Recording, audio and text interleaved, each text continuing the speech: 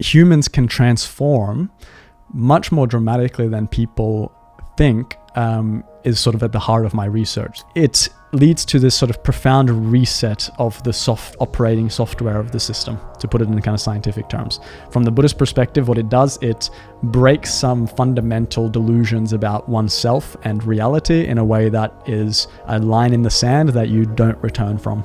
Ruben Laukkonen is an experimental psychologist and cognitive neuroscientist, as well as a long-term meditator. We talk here about the deep end of meditation, Ruben's theoretical work on the effects of advanced meditation, and what he learned about the mind from analyzing the brain activity of expert practitioners. We also discuss the permanent changes he experienced as a result of his intense meditative practice. And I felt so disillusioned by my everything, just fundamentally work. I had kind of achieved the position that I wanted, and I was deeply, somehow my system was not satisfied at all by any of this. And I wasn't like unhappy, I was just dissatisfied, disenchanted, like just done with it, you know? I don't know what happened, 3 minutes passed, something like 3 minutes, a few minutes, and then I just woke up. I woke up, I looked around, and I looked at my hands. I remember looking at my hands and looking around sort of my consciousness, around my awareness, around like everything I knew. And I could see that nowhere in reality was there a single problem. It was just some incomprehensible misunderstanding. There was a before that and there was an after that. And they were two different realities. It's the only experience that's been truly satisfying. No experience in life has ever been truly satisfying, but that and this, now I recognize this moment is satisfying. And I was experiencing some of these really almost psychedelic-like things. Then I was finally, so after like 50 hours, I was finally like, oh, maybe there actually is a deep end. Does the brain do something unique in the moment that you have what might be called these kinds of awakening experiences? And so in some sense, it's science's fault that we've come to think of meditation as this sort of attention and emotion regulation thing. And that's a component of it. I think it's an important component, but it's very much just sort of scratching the surface of what this is about. So my name is Ruben Laukkonen. I'm an assistant professor at Southern Cross University. I did my PhD at the University of Queensland, went on to do a postdoc at the University of Amsterdam and the Vrije Universiteit of Amsterdam. That's my sort of academic background. Otherwise, in my spare time, I do quite a bit of meditation, kickboxing, like to surf, and dabble in all kinds of hobbies. So is it the right term to say that you're a neuroscientist? Yeah, you could say that. I think I'm an empirical psychologist, first of all. And since my postdoc, I've been working on cognitive neuroscience, so working with things like EEG, and also computational neuroscience, so machine learning, and trying to think of how the brain works in such a way that you could, for example, build it into a machine or a robot. And so, yeah, I guess as I've progressed, I've gotten more and more excited about these kind of computational views of the system as a whole and dynamical systems. So kind of overarching ways of looking at the mind-body organism and how it sort of works. And the nice thing about that is that it's then it resonates with how biology works, but it's also tractable in the sense that you could actually build it, which gives it this kind of practical grounding, I would say, in both the biology, but also in the sense of, okay, do we really understand this in the sense that can we make it? Maybe people have heard of those experiments where they put advanced meditators in a brain scanner, and then you have certain scientists looking at what's going on, trying to parse what they can, see what they can learn about the brain based on that, what that advanced meditator is doing. So you're the scientist. That's right. Okay. I'm the guy sometimes putting the electrodes on the head or on the heart or on the skin, or we're usually a group of people kind of doing it together. But okay. And so you're kind of asking the meditator about his subjective experience, and then you're trying to get some objective data based on what the brain scan is showing and reconcile those two. Right. So you can have like neural correlates sort of stuff. So you might ask them, what are you doing in this moment? Or you might actually ask them to do a task like, hey, meditate for 10 minutes and we're going to tag that in the neural activity, and then we can see what's happening when they're meditating versus not meditating or in a particular state of consciousness. So that's one way to do it.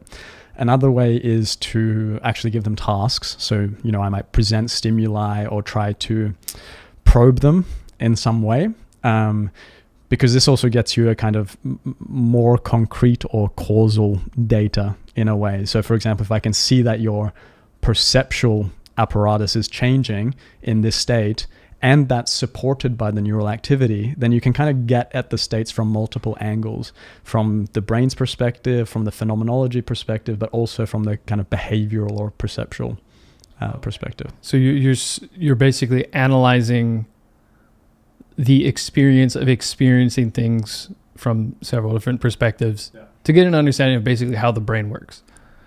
Well, just to get you could say how the brain works, but how this mind works. How does the mind work? Because even if you were to know everything about how the brain is currently functioning, you may still miss something. Because, for example, you haven't taken into account the body. You haven't taken into account the context or other people. And so whatever this thing called mind is a complex dynamical system in the sense that it is like entrained or kind of connected to, well, certainly the body. There's no really like hard line you can draw between the brain and the body. And the body is acting in the world with objects and people, and then there's this like constant sharing of information between different systems like you and I, and then these all somehow interact in this sort of complex and kind of magical way to give rise to what we might call the mind or consciousness and all its kind of contents. So the brain is one part of that complex system, but then there's all this other stuff going on that I think is also very important and interesting, also in meditation. Yeah.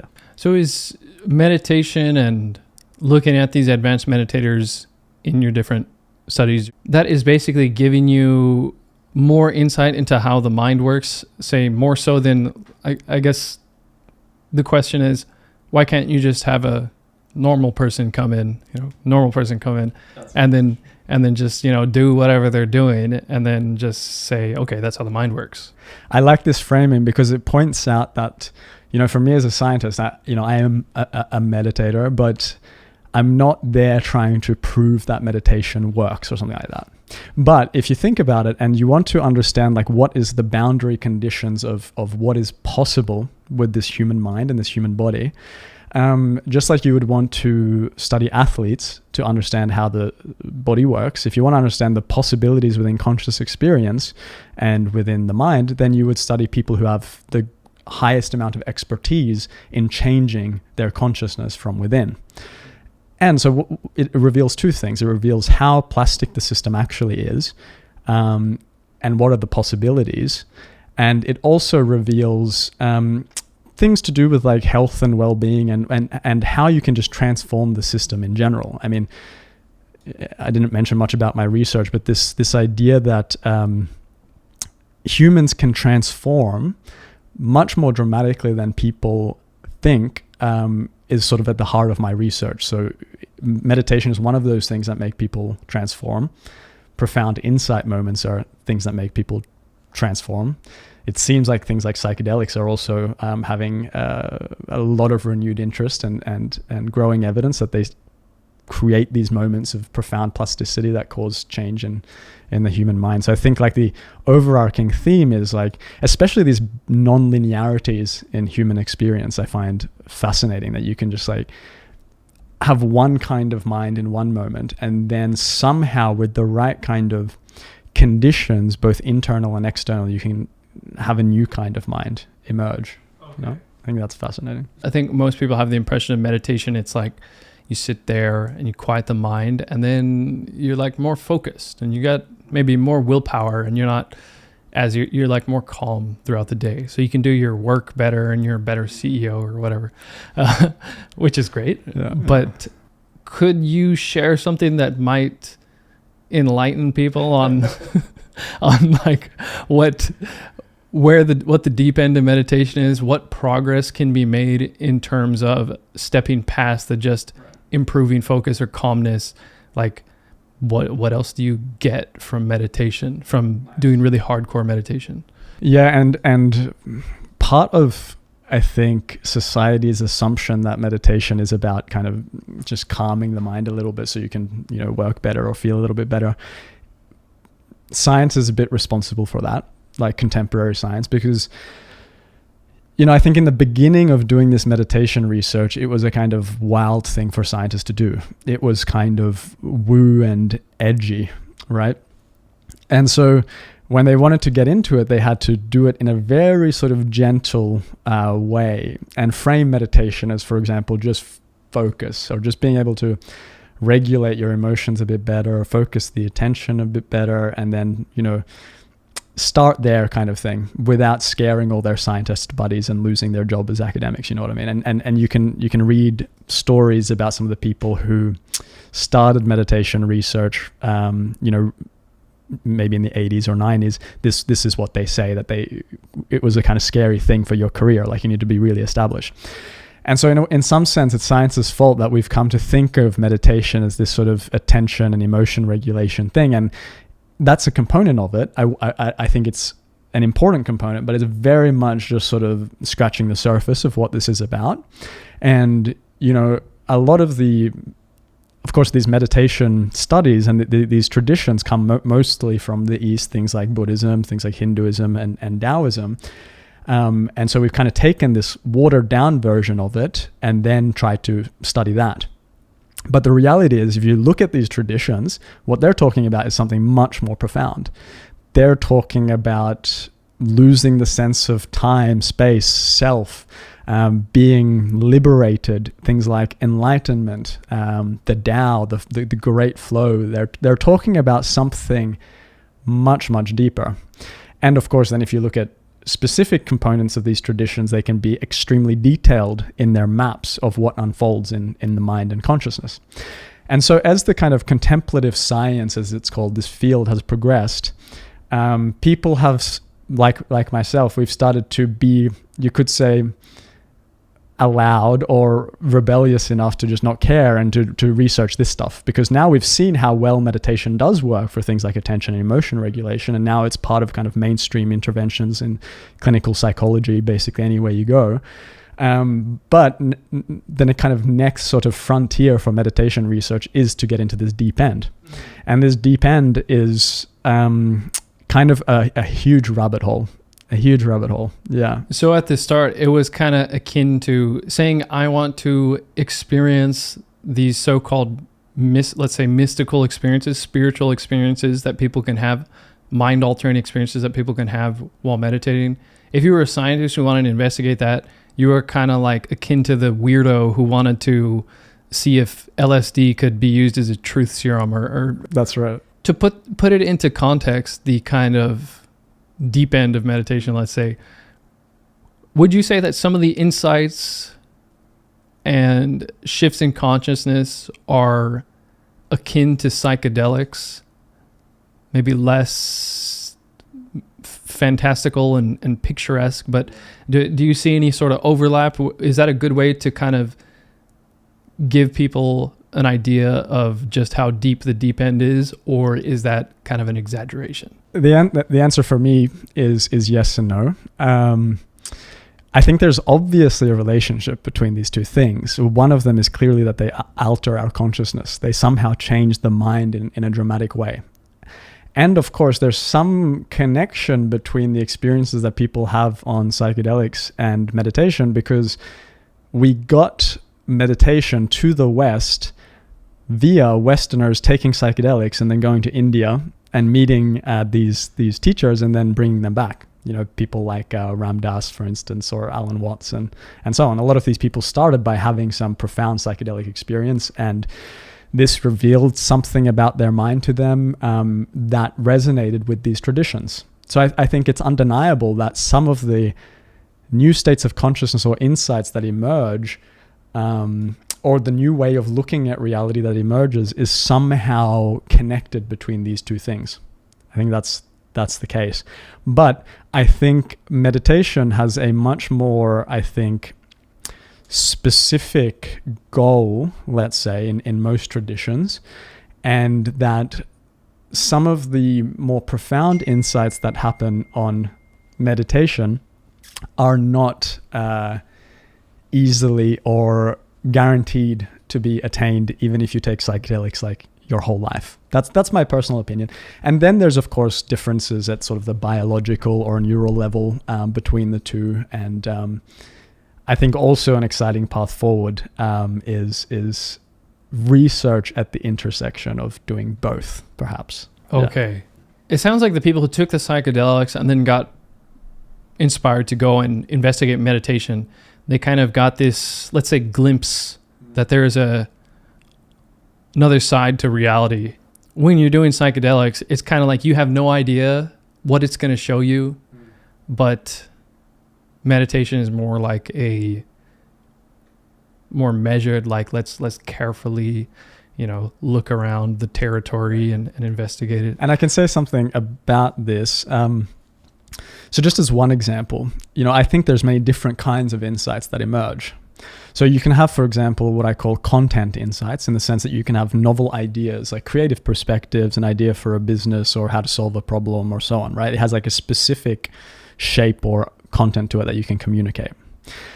Those happen a lot on psychedelics. But also on psychedelics, you can have insights that are about like the state of consciousness. So you're kind of entering a new state of consciousness, or you're looking at something a new way, and it's perceptual and it's profound, and it has this novelty. So it also has this sort of non-linearity to it, but it's about the state of consciousness.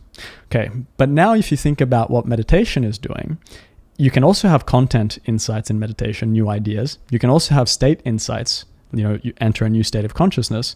But even more profoundly, I think, with meditation is that you can have what I call process insights, in the sense that it's not that you're having a new idea. It's not that you're entering a new state of consciousness. It's that you're seeing the processes of the mind, it could be ideas or states of consciousness, with this meta-awareness, with this insight into how the mind is actually changing moment to moment. So for me, like, the contemplative insight is a kind of meta insight also into the psychedelic experience. So if you're bringing your mindfulness and your meta-awareness into the psychedelic experience, then the insight is not like the new ideas. It's like I'm able to see my mind and how it's processing information in the moment in a different way. And also seeing, sometimes it's called de-reification, decentering, but this capacity to see the processes of consciousness, the mind, as something that's happening and seeing how it's happening. And that kind of insight, I think, is quite different and is more unique, I would say, to the contemplative practices. And that's not to say that that can't happen on psychedelics. I'm sure it does. I think it happens to a lot of people. But the emphasis is different with the contemplative practice. Like, you wouldn't be encouraged to be so fascinated with phenomena and get so excited about the fractals or like the changes in consciousness, right? It would be, observe that and see it for what it is, how it's emerging, where's it coming from, what's its nature, is there a self in it, all these kinds of things. I see. So you might see the entire wall shifting into fractals, and the wall looks like it's warbling and dissolving, and that's all really cool and interesting, but is not necessarily revealing anything that is about the nature of how the mind works. It's just kind of like, that's neat. I didn't know the mind could do that. I don't know how it did that, but that happened. It was very interesting.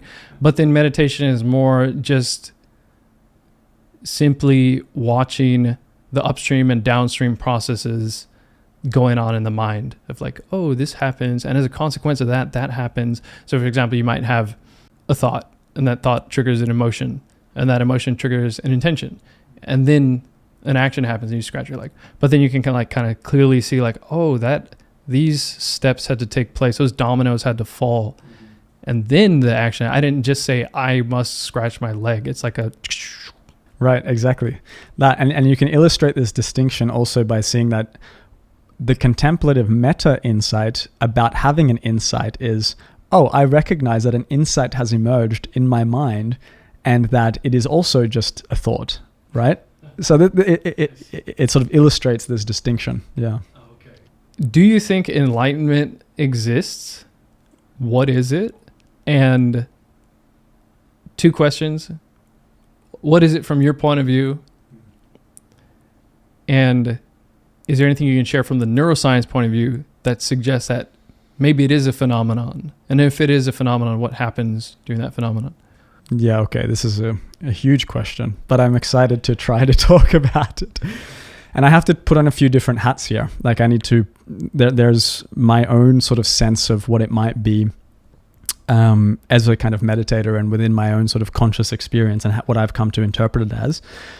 Then you have these very clear maps of what it is, for example, in Buddhism. So you can define it quite clearly there because they have their own sort of conception of what it is. And then we can also talk about it scientifically. You know, what might it be scientifically? So I'm going to try to hold those 3 things in mind and I'll start with my own sort of sense. So my own sense is kind of informed by the Zen tradition, primarily. And that is to say that enlightenment is our true nature.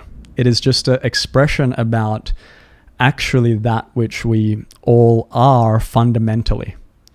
It's pointing to this common source of how the mind and consciousness emerges, how the self emerges, and what the processes are, and particularly that layer of being that is shared among all living beings.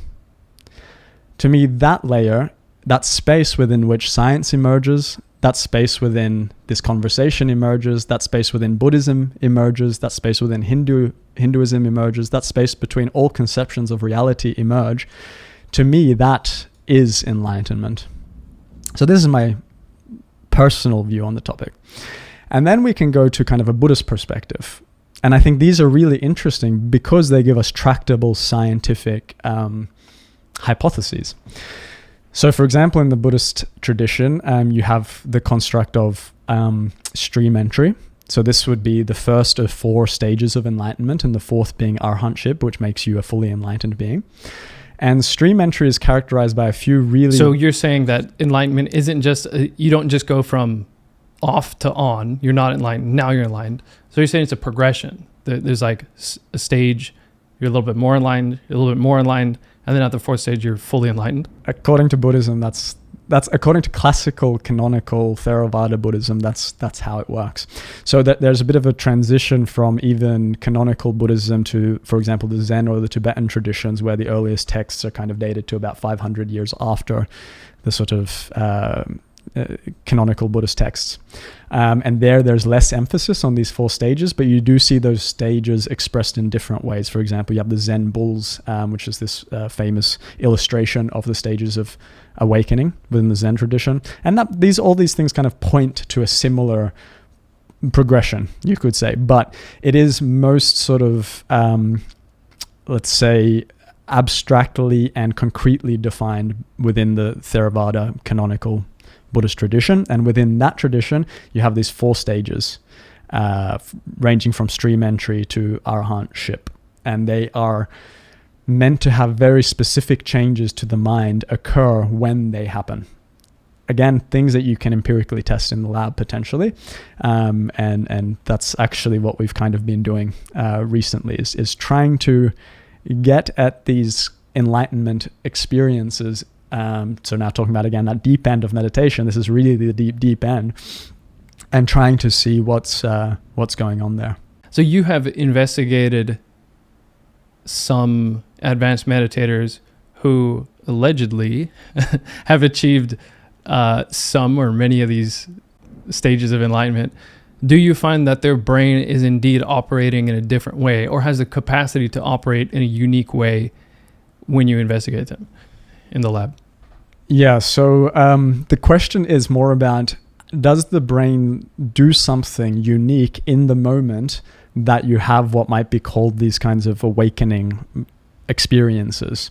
Or specifically what I'm talking about now is cessation of consciousness, or it's called nirodha in Pali. But basically, this is something that unfolds in the moment of what I mentioned earlier with stream entry, which is that there's a brief moment of a complete cessation or absence or stilling of all the formations of the mind, all of the contents of the mind, all the thoughts, all the perceptions, all the perception of time, space, even consciousness, somehow is sufficiently, the mind is sufficiently deconstructed that it actually kind of briefly shuts down and reboots. And this shutdown and reboot is said to, and we do observe something that seems to indicate that this is actually happening, and I can talk about that more, but it leads to this sort of profound reset of the operating software of the system, to put it in kind of scientific terms. From the Buddhist perspective, what it does, it breaks some fundamental delusions about oneself and reality in a way that is a line in the sand that you don't return from. So you have this enlightenment experience, right, and then that person's brain, or let's say their mind, is permanently different. It's not just like something happened and that was really cool, I wonder what that was about, and then you go back to normal. You have technically induced a permanent qualitative shift in how the mind operates or how the mind works. That's the claim. Yeah. The interesting thing was how you were saying the different contents of the mind basically shut off. So I guess I'm understanding it correctly that basically you are aware of certain thoughts, and then you notice that your inner narrator goes away, and so you're just seeing like flashes of images, and then the images lose content, so you get in like less and less mental activity, to where you go from being aware of the lessening of mental activity to no longer even having the mental activity that comprises awareness. So there's literally like zero. So in that moment, is it like the person goes to sleep, or if the brain shuts off? I mean, that might sound to some people like they died temporarily. So, yeah, I just want to backpedal a little bit on this, because I think this is a really interesting point that we can kind of, I think, helps illustrate how this works, because we know, of course, that the mind can lose consciousness. So in that sense, it's not mysterious, right? You can take general anesthesia, propofol, you can have a high dose of ketamine, you can be in deep sleep. So the brain is able to lose consciousness, that's clear, right? But we haven't seen before that a human, in a similar way that like an animal might intentionally go into torpor or hibernation, can kind of shut down the processes of the mind or deconstruct the processes of the mind to the point where consciousness shuts off, right?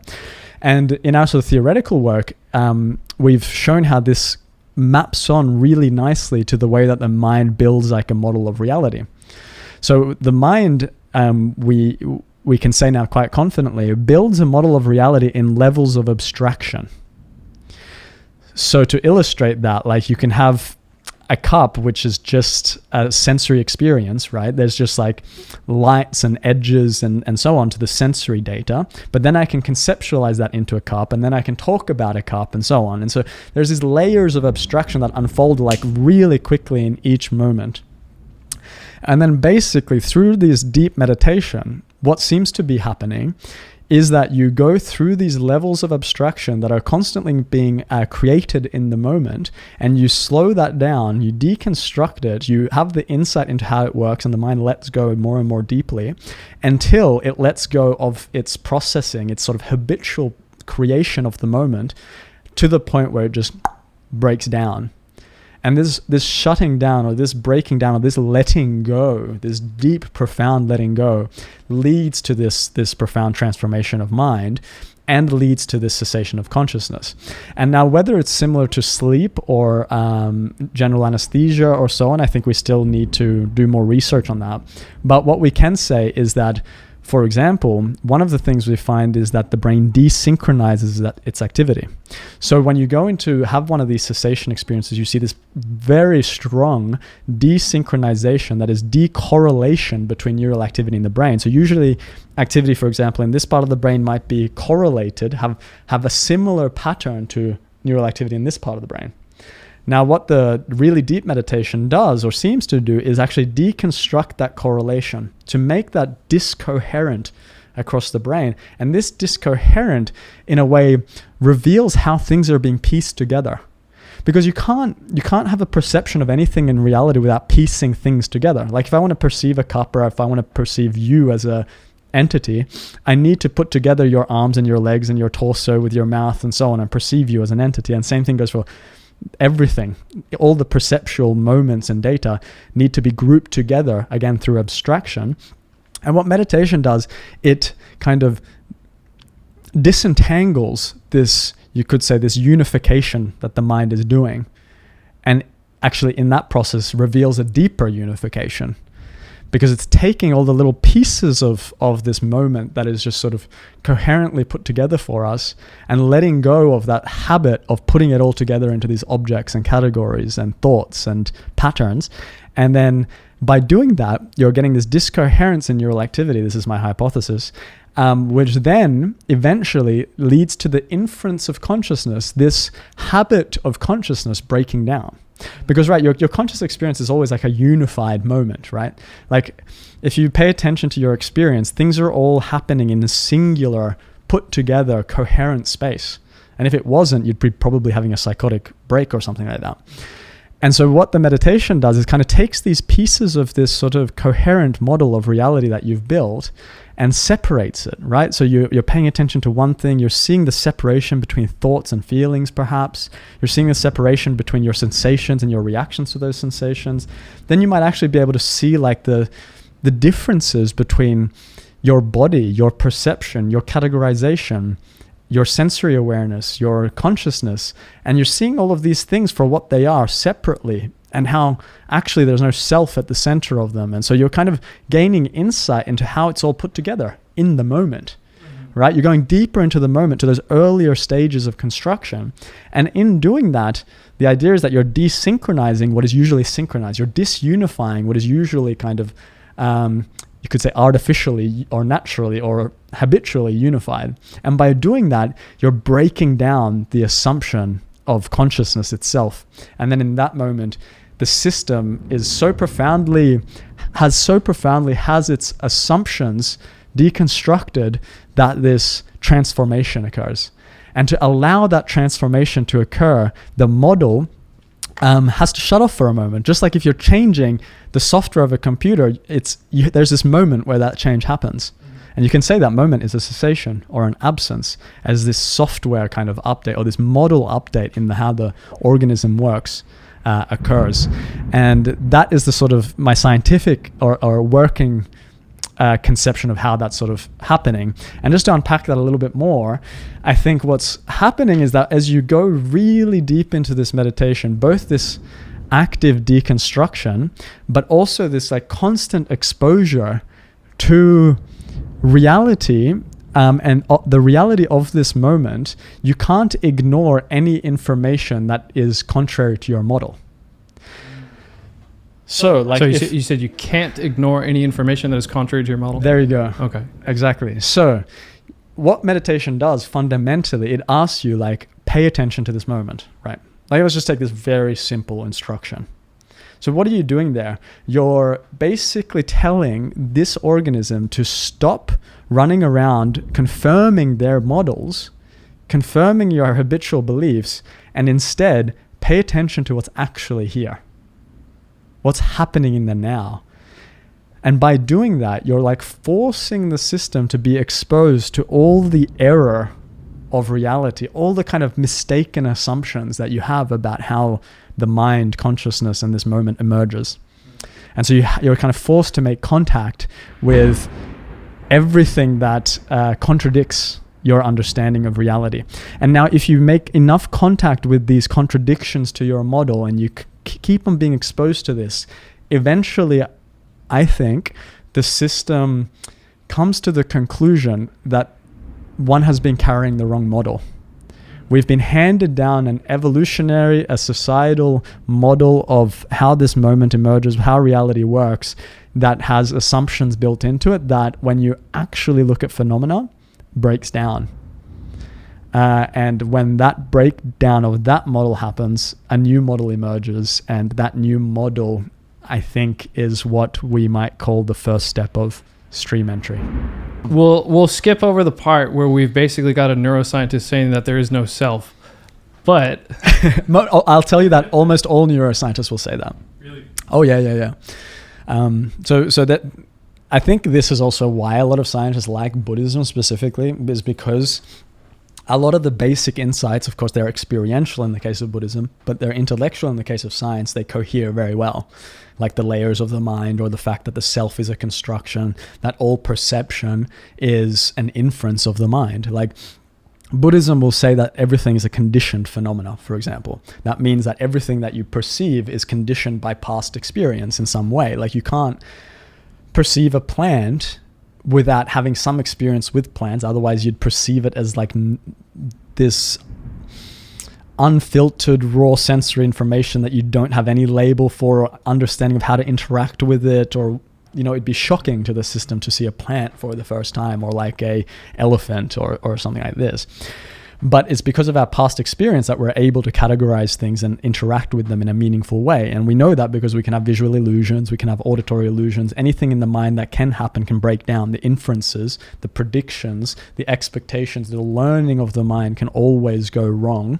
So it's clearly an inference. And we know that there are states of consciousness where you can have derealization, you can have depersonalization, dissociation, you can have people who believe that they don't have a self. So these things can break down. So the scientists naturally then conclude, well, the self cannot be real because it's obviously somehow being constructed by the system. It can change over time, and it looks different in different people under different conditions, and it can break down.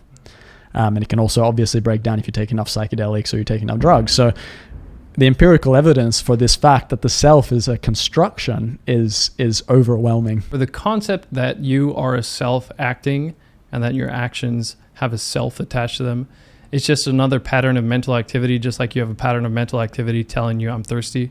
Exactly. Something like that. Okay. Exactly.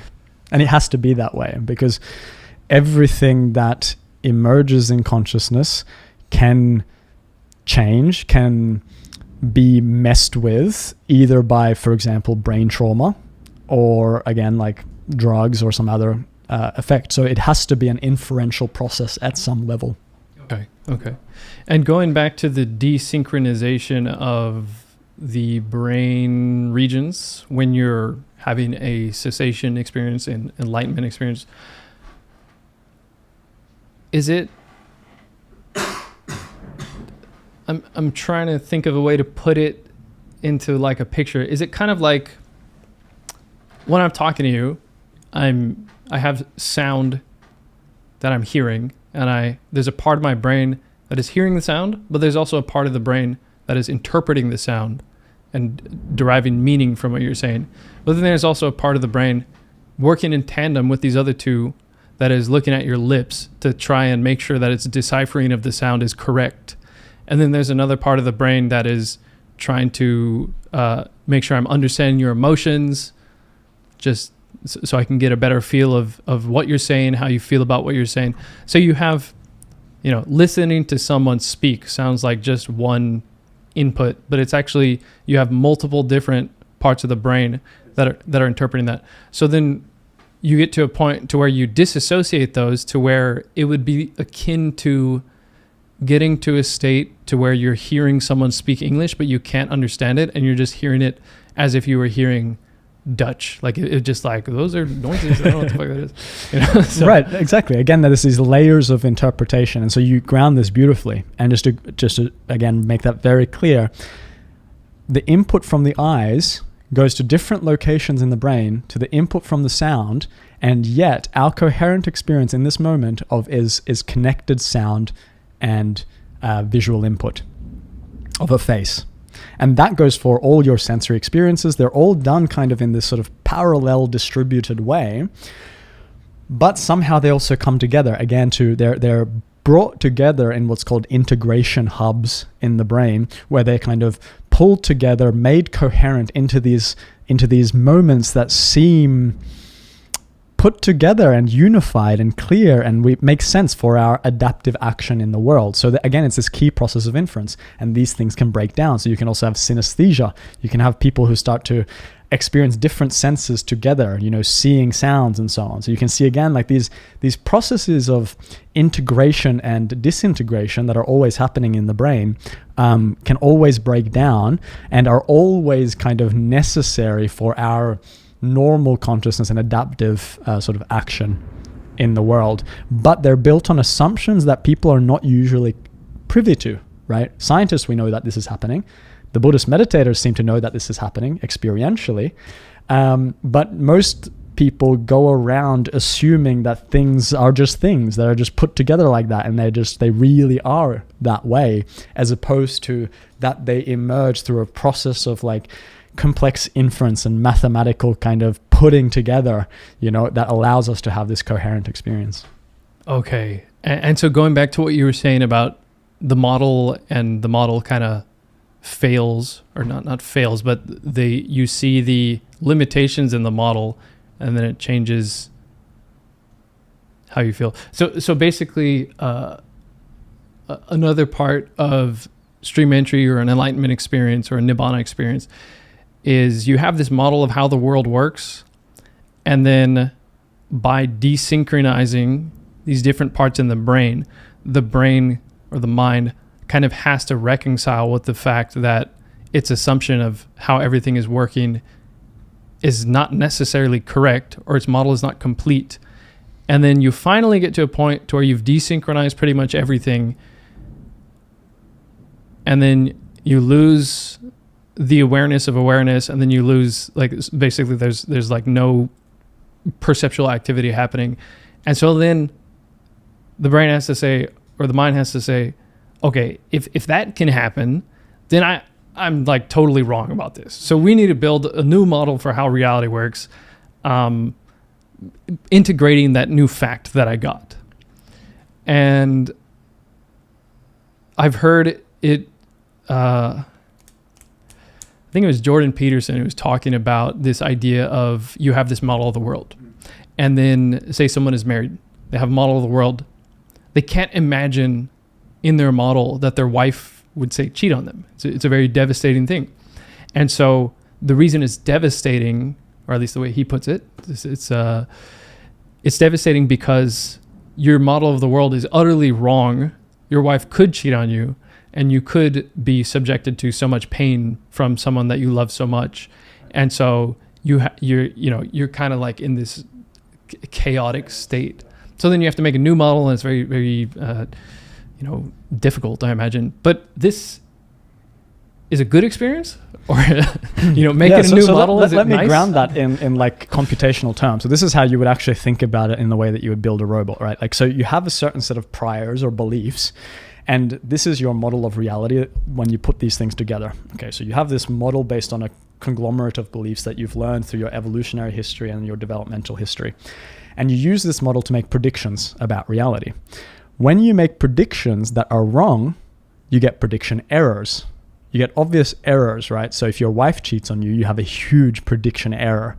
That particular part of your model has received like a mortal blow, and this error, which ultimately translates to literal chaos, and it's literally entropy. Prediction error over time is basically entropy. So this is literally chaos, which is extremely terrifying for an organism who needs to have a coherent model in order to survive. And so this can be traumatic in the sense that, no, I cannot integrate this error. I'm going to dissociate, or I'm going to do some other thing to deal with the fact that I'm facing this profound entropy right now, prediction error. And so if you take that over to the kind of case of enlightenment, basically you've voluntarily exposed the system to so much of this prediction error that it has to change at its most foundational levels. So the case of the marriage might affect the model at sort of this slightly, it's deep. I mean, it's right in the heart, but it's still a little bit superficial, right? Like, it doesn't affect like how you think the self is made. Right. It might not affect your conception of how time works, or space works, or consciousness, or like how we relate to other people. Okay. But then what the enlightenment experience does, I think, it affects these most sort of a priori axiomatic assumptions on how reality works, how the self works, how other people work, and so on. And so this causes a kind of foundational shift that necessitates a complete revising of how the mind works. Yeah. Would you say that one of the key prediction errors in this system, the key prediction error is that it made the mistake of you had been making this mistake for your whole life of assuming that there was a self, and then one day you have an experience that says like very clearly like look, you just saw, like you looked everywhere, there's no self. You like saw the entirety of the room is cleared out, and there's no self in there. Is that as important as, because I'm pretty sure the Buddhist texts say that is a pretty key element of the enlightenment experience. Right. That is the sort of mainstream canonical Buddhist interpretation, that first moment of stream entry, you are able to let go of this false misunderstanding of how the self works. And I'm going to take this opportunity to say that I personally don't think that that's the only way that these experiences can happen. I also don't think that desynchronization is absolutely the only way that one can deconstruct the levels of abstraction or the temporal depth of processing in the mind and brain. I think that's one really effective route that's explained really clearly in the Buddhist texts. But my own sense is that there's other traditions like Advaita Vedanta, or more devotional practices, or more practices that emphasize, for example, just this like deep letting go and sinking into the nature of consciousness itself. So you can see that there's these like, this whole hierarchy of abstraction that we call the mind, self, consciousness, again, all these ideas about science, Buddhism, and so on, are all emerging in this moment.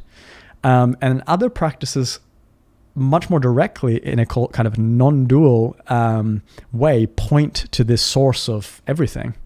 The fact that all of this is kind of emerging on the space of this awareness that's already kind of effortlessly underlying all experience. And then just by kind of recognizing that early stage of construction of the mind, that thing that is kind of before the thoughts, that space that is before the body, before all the levels of conceptualization, that's kind of already holding all of that together. In a way, you don't need to disunify. You can just point the system towards the early stages of its own construction.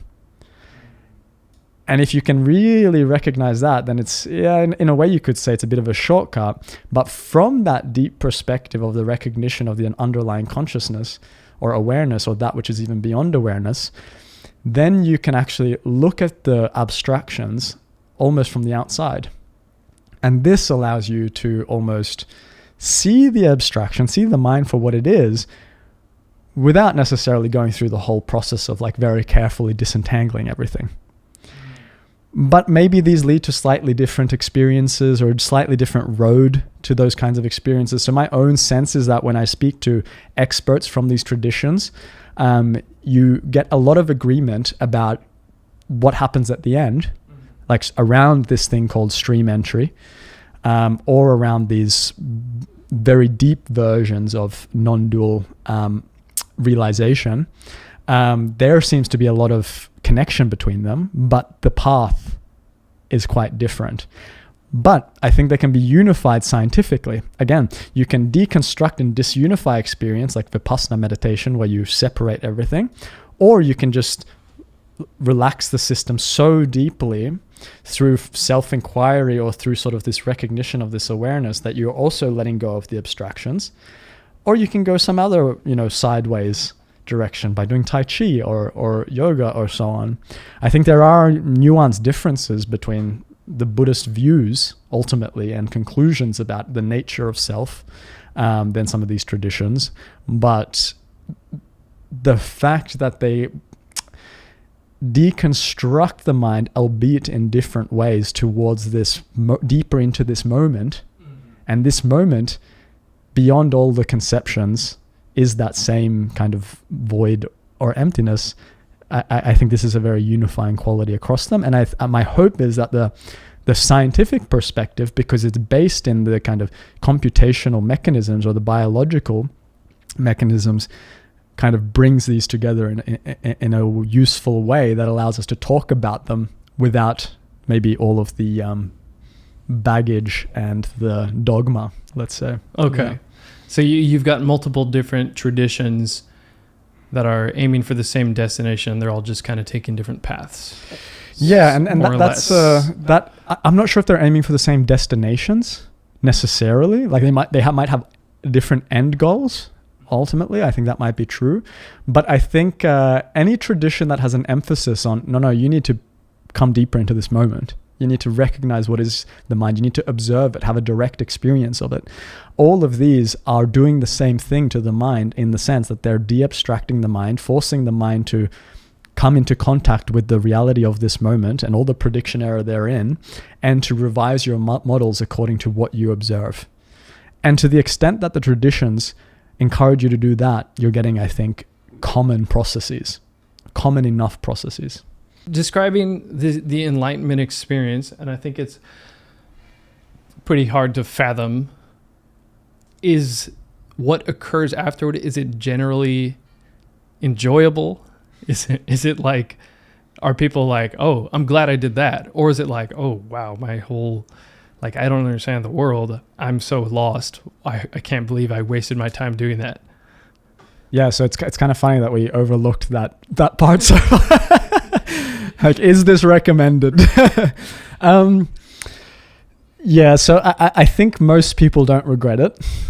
So I think that's a useful start. But I think and I want to frame this by saying that I don't think this contemplative path and deep meditative experience is necessarily safe. And I think there is a lot of good evidence that without the right structures or with certain predispositions, people can have really negative experiences and even get sort of semi-permanent damage in some cases to the mind. Does that occur leading up to the enlightenment experience, or are you saying that with certain people, the enlightenment experience, the cessation itself, can lead to negative effects? I don't know about the latter, but certainly on the process to that point. I don't think that I don't know of any cases where that's happened, where it's been a full reset of the system in the kind of stream entry kind of way, and they've reported experiences that they find extremely distressing. Though actually I do think that some of the symptoms that can emerge can certainly be extremely surprising to the system, and foreseeably those could be so distressing that one might, for example, seek some help with those symptoms. If, for example, they don't have a frame for the experience, a kind of interpretative lens.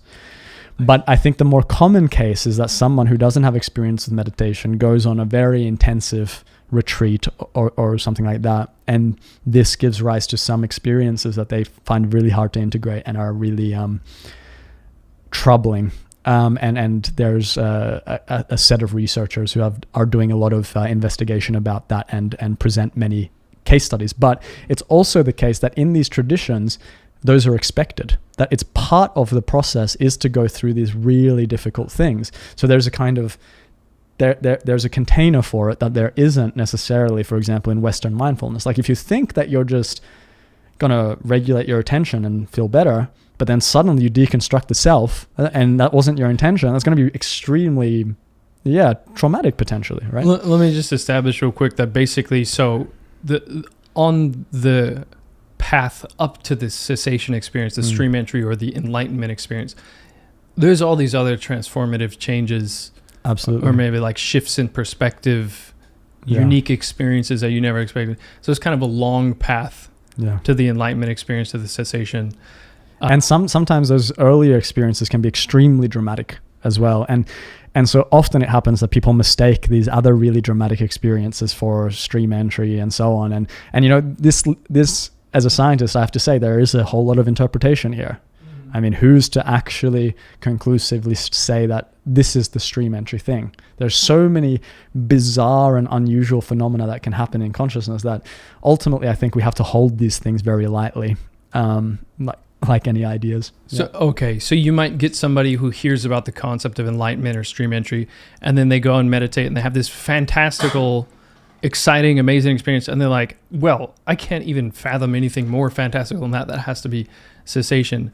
But it might be the case that there's still even more deconstructing, even more progress to make. A good heuristic is that there's always more. Yeah. Yeah. Okay. And so just to clarify, generally the potentially negative side effects that you're talking about generally occur on the path up to it. And it's just not that there are necessarily any cases, not that it's impossible, but there aren't really any cases known of someone actually achieving the Nibbana experience and coming back and being like, that was terrible.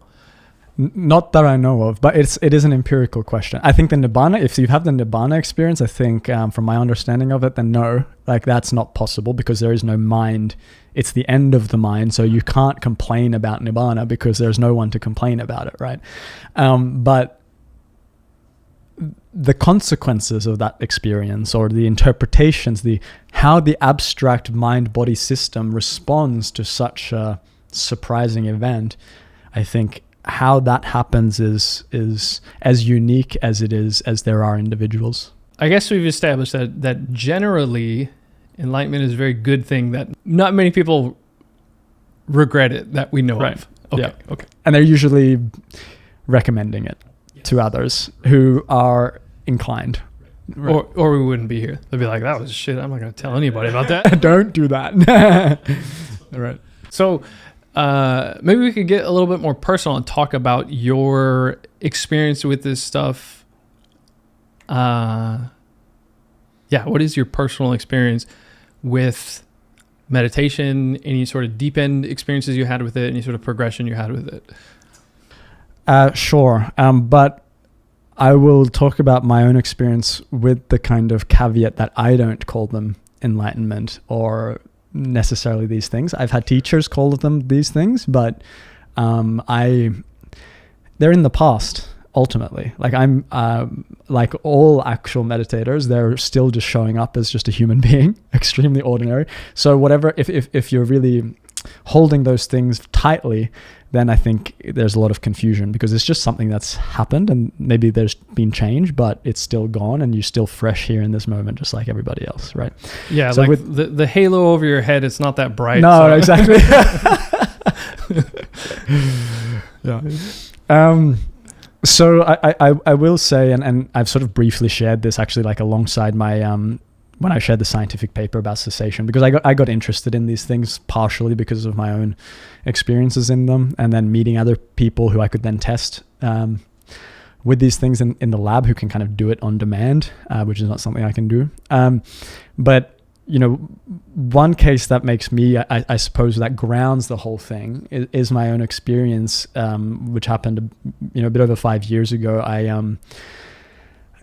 moved to a new country. At the time, it was Amsterdam to do my my postdoctoral work. And at that point, I'd been meditating already for about 10 years and done a lot of retreats, mostly in the Zen tradition, and done practice with Advaita Vedanta, non-dual traditions, and so on. And I had kind of these psychedelic experiences that I thought were really profound, had meditations that I thought were profound and whatever. But I found myself in the winter of Amsterdam alone after breaking up with my partner of 5 years in this feeling just empty, just finding that all of those things, like getting my PhD or doing all these fancy meditation techniques or trying all the things that the world has to offer, that I felt this like profound disappointment with it all. And I felt so disillusioned by my everything, just fundamentally work. Had kind of achieved the position that I wanted, and I was deeply, somehow my system was not satisfied at all by any of this. And this was, you could say, a profound prediction error for my consciousness at the center of it, right? It's cliche kind of, like everyone is told that these things work, and then you find out that they don't work, and then it's this existential sort of doom that unfolds, but it's very real when it happens. It's sort of deathly real. And for me, I didn't know what to do at that point. So I turned to the one thing that I had been trained to do, but hadn't done earnestly, I realized at that point, which was the meditation practice. I'd always been going for some sort of experience or some sort of self-improvement or something like that, like trying to attain enlightenment, but it wasn't truly earnest. It didn't have this like deep, like this is real now. You know what I mean? I still had these hopes and desires for the practice. It never felt like you truly needed it before, and you finally felt like, I need this. No, and not that I need it. I need whatever I'm experiencing right now to end. I need to. It just like felt at the center of my being that like it had come to like this burning precipice where I needed it to stop or die. I don't know. Like not that I was suicidal in any way, but like it was that real. That is to say that that intention was so profound. And so then I spent a couple of months with this intention, basically just doing the one thing that I had been told might work, which is meditation, but with this intensity and this earnestness, this kind of authenticity that I'd never had before. And so I basically maintained this, you could say, stream of meditation 24/7. Like in any moment that I had the opportunity, even though I was doing my scientific work at the time, I was meditating. I was inquiring into myself, into the nature of this moment, and I was paying attention to the moment, and I was trying to find truth in this really sort of, in a fundamental sense, in a kind of basic sense. And so this went on for a few months, and I felt better. I felt my mind clearer. I was accessing interesting states, and all of this was kind of cool. But I came home one day from work, from the university, and it had just come to an end, and I just couldn't do it anymore. And I just decided in that moment that I was going to sit down and I was not going to get up until it was over. Like it was just this like deep sense that the suffering I was undergoing and causing myself needed to end. And even more profoundly, I felt the sense that all the suffering that I'm causing to others somehow needs to end.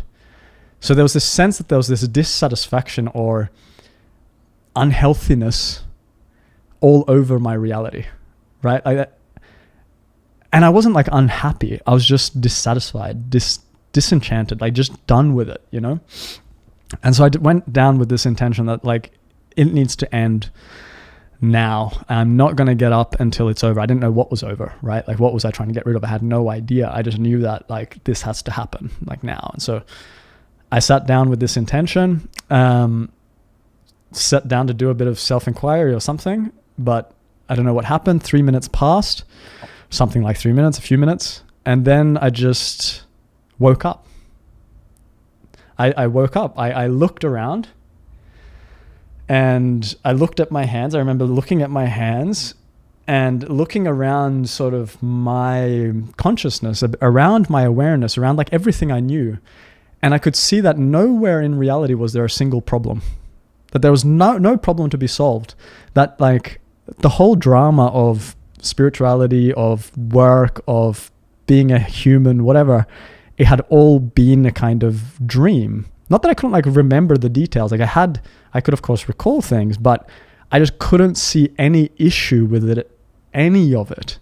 So it was this profound sort of like, oh, I'm here, and I could see everything so fresh and clear, like for the first time. And I felt like I had just woken up after lifetimes of sleep, and I had this sense that my real life was actually beginning. Like I'd been sort of in this fake cloud or something, and then at the center of this fake cloud was this strange knot, and this knot in this fake cloud, all of it just were gone, and it wasn't real. You know, it was never real. It was just some incomprehensible misunderstanding. It was just a misunderstanding. And so it was very basic. It was very grounded. It wasn't like I was like suddenly unified with God or something like this, but I was just ordinary, but all the issues and the confusion were gone.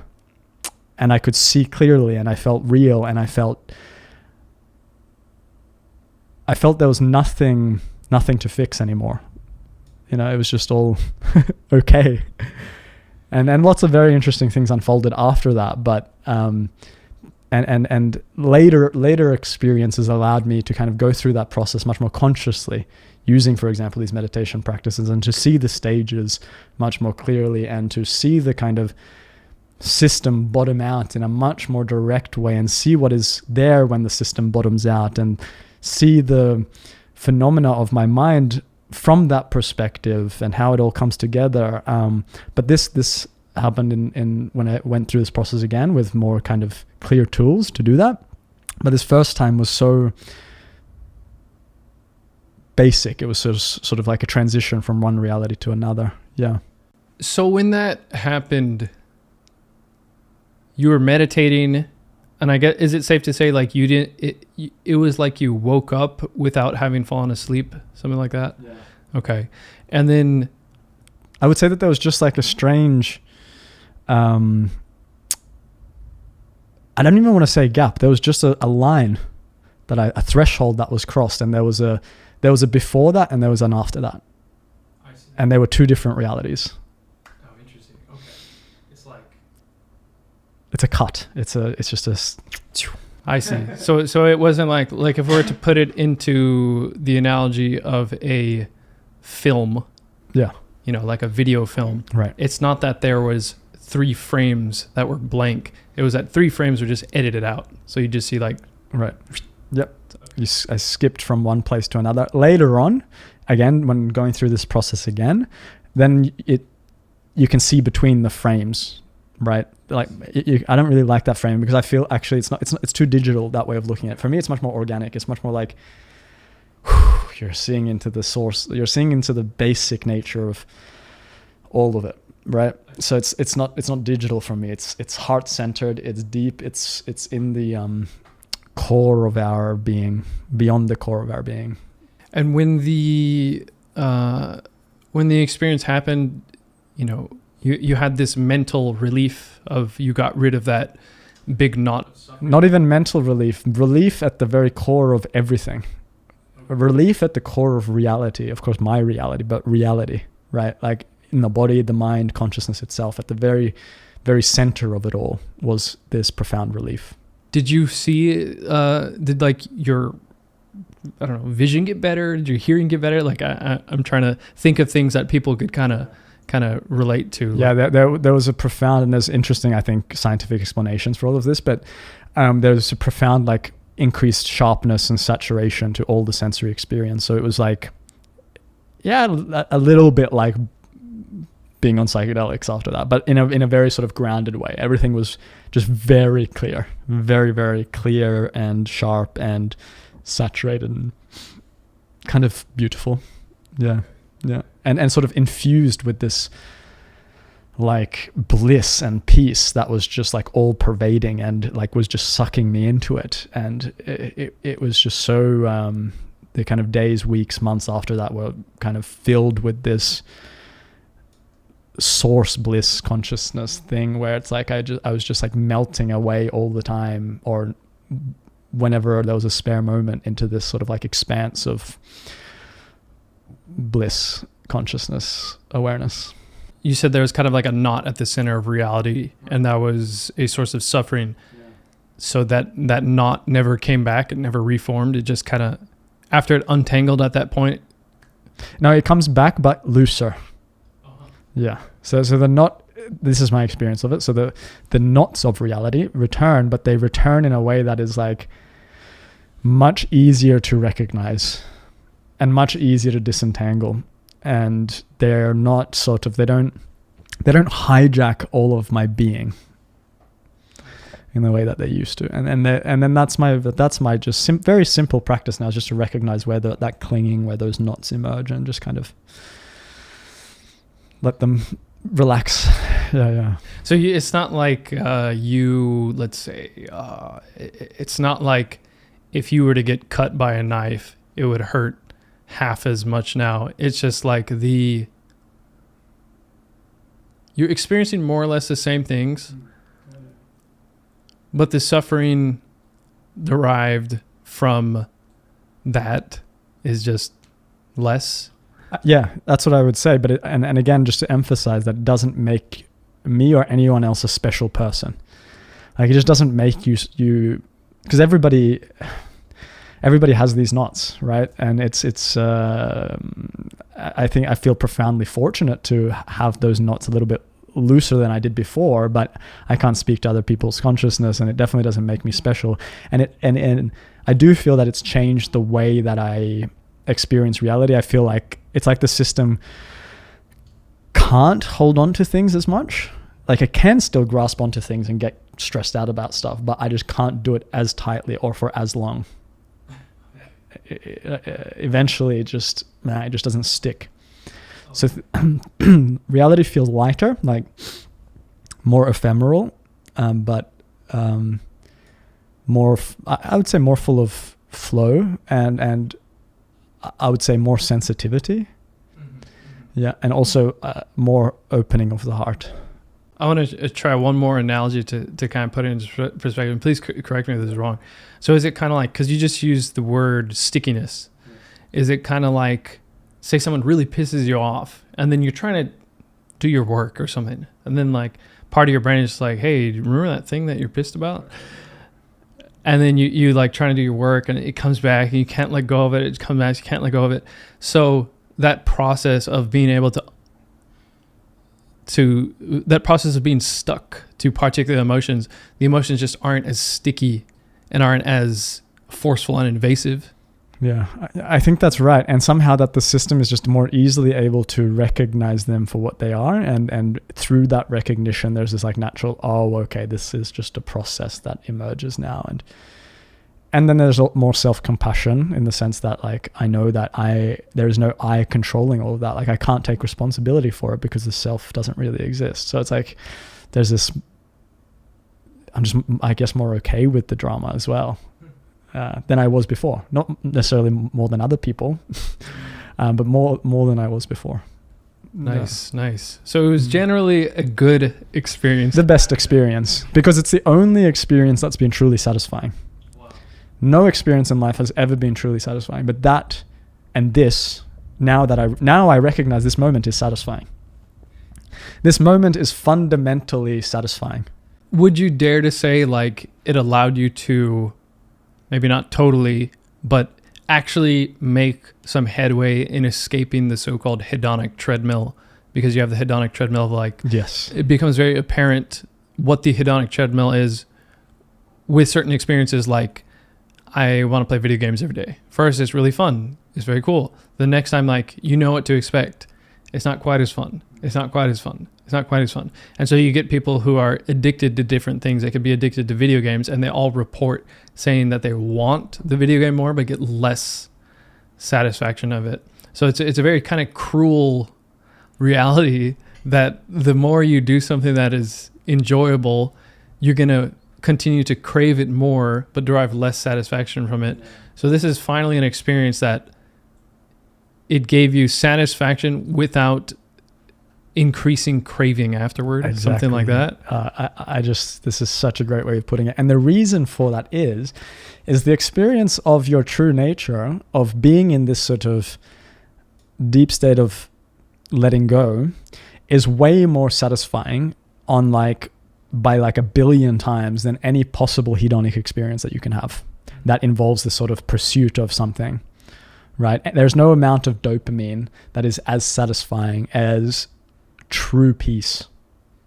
Yeah, and that true peace is our inherent nature if we just let go of the kind of patterns of existence. And those patterns are there because they need to be in order to keep us evolutionarily pursuing things that keep us alive. Like, they're ingrained for very good reasons, but they come with this real dark side, which is this sort of perpetual craving and suffering, because we need that in order to crave for the food, to crave for the sex, to crave for the procreation, for all of this, for the status and so on.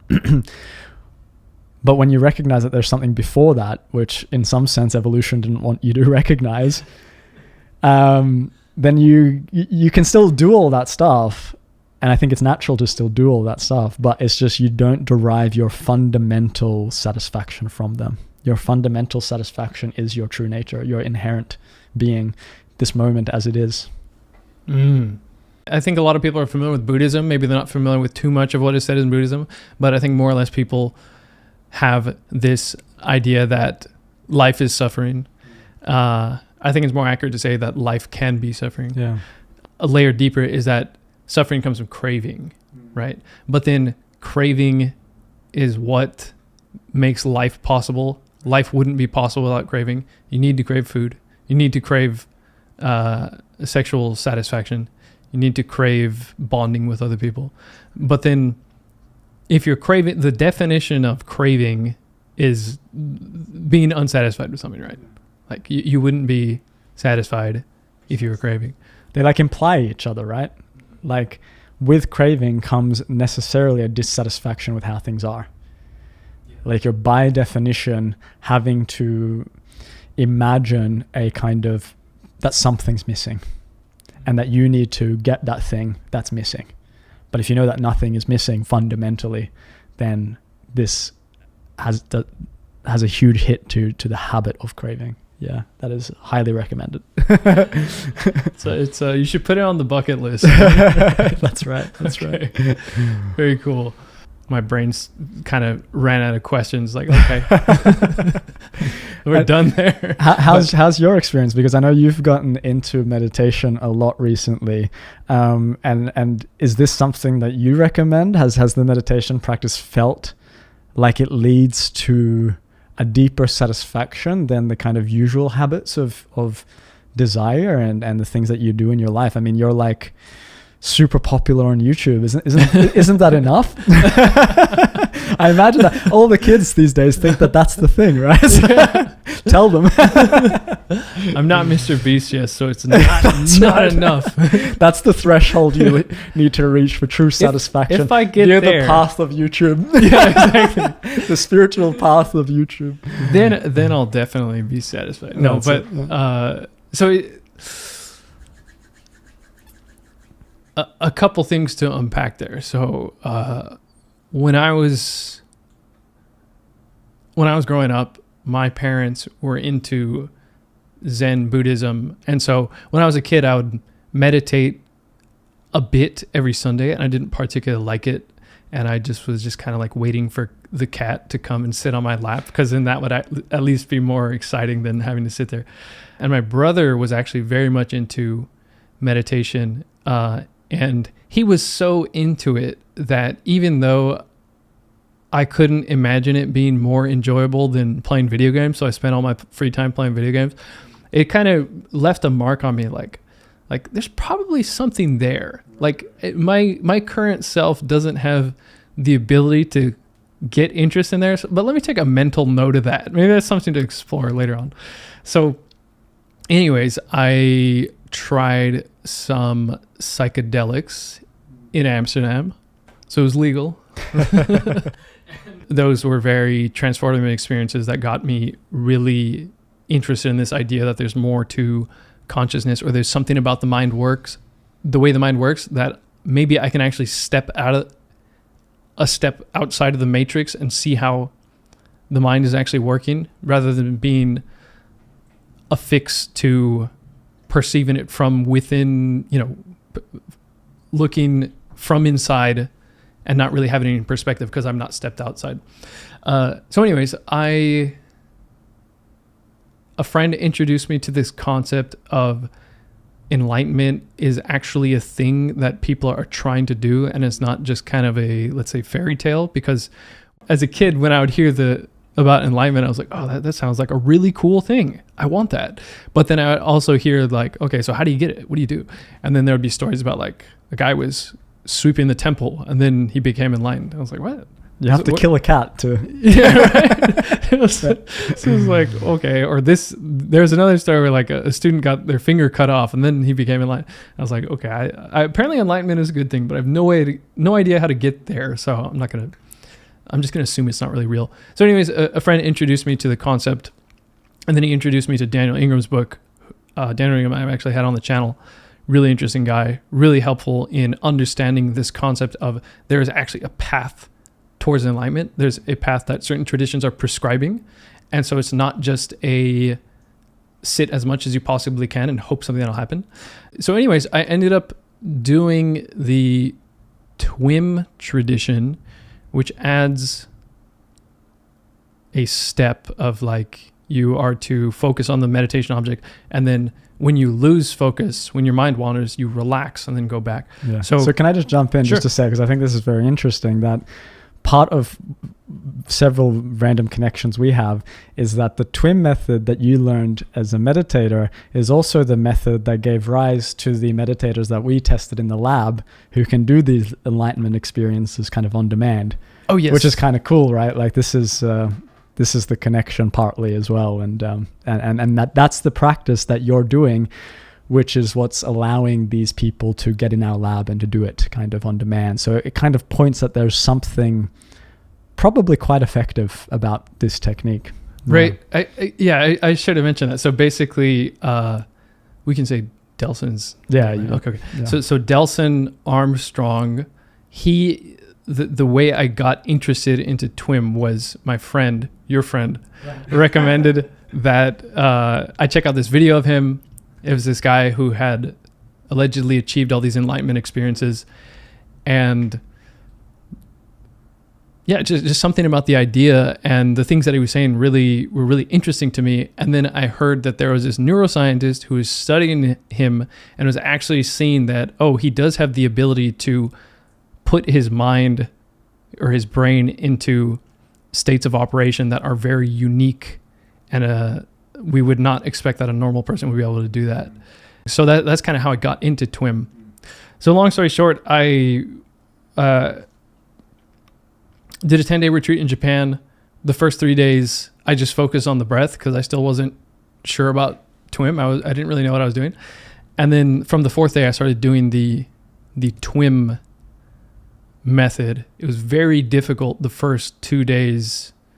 And then after that, I finally felt like it started to take stride. But after, we were talking earlier how there's this kind of bumpy road progress to the deep end. There's a lot of things that happen on the way to the deep end. And I was experiencing some of these really almost psychedelic-like things. And then I was like, so after like 50 hours, I was finally like, oh, maybe there actually is a deep end. Like I was still skeptical this whole time. And you got a few cookie crumbs.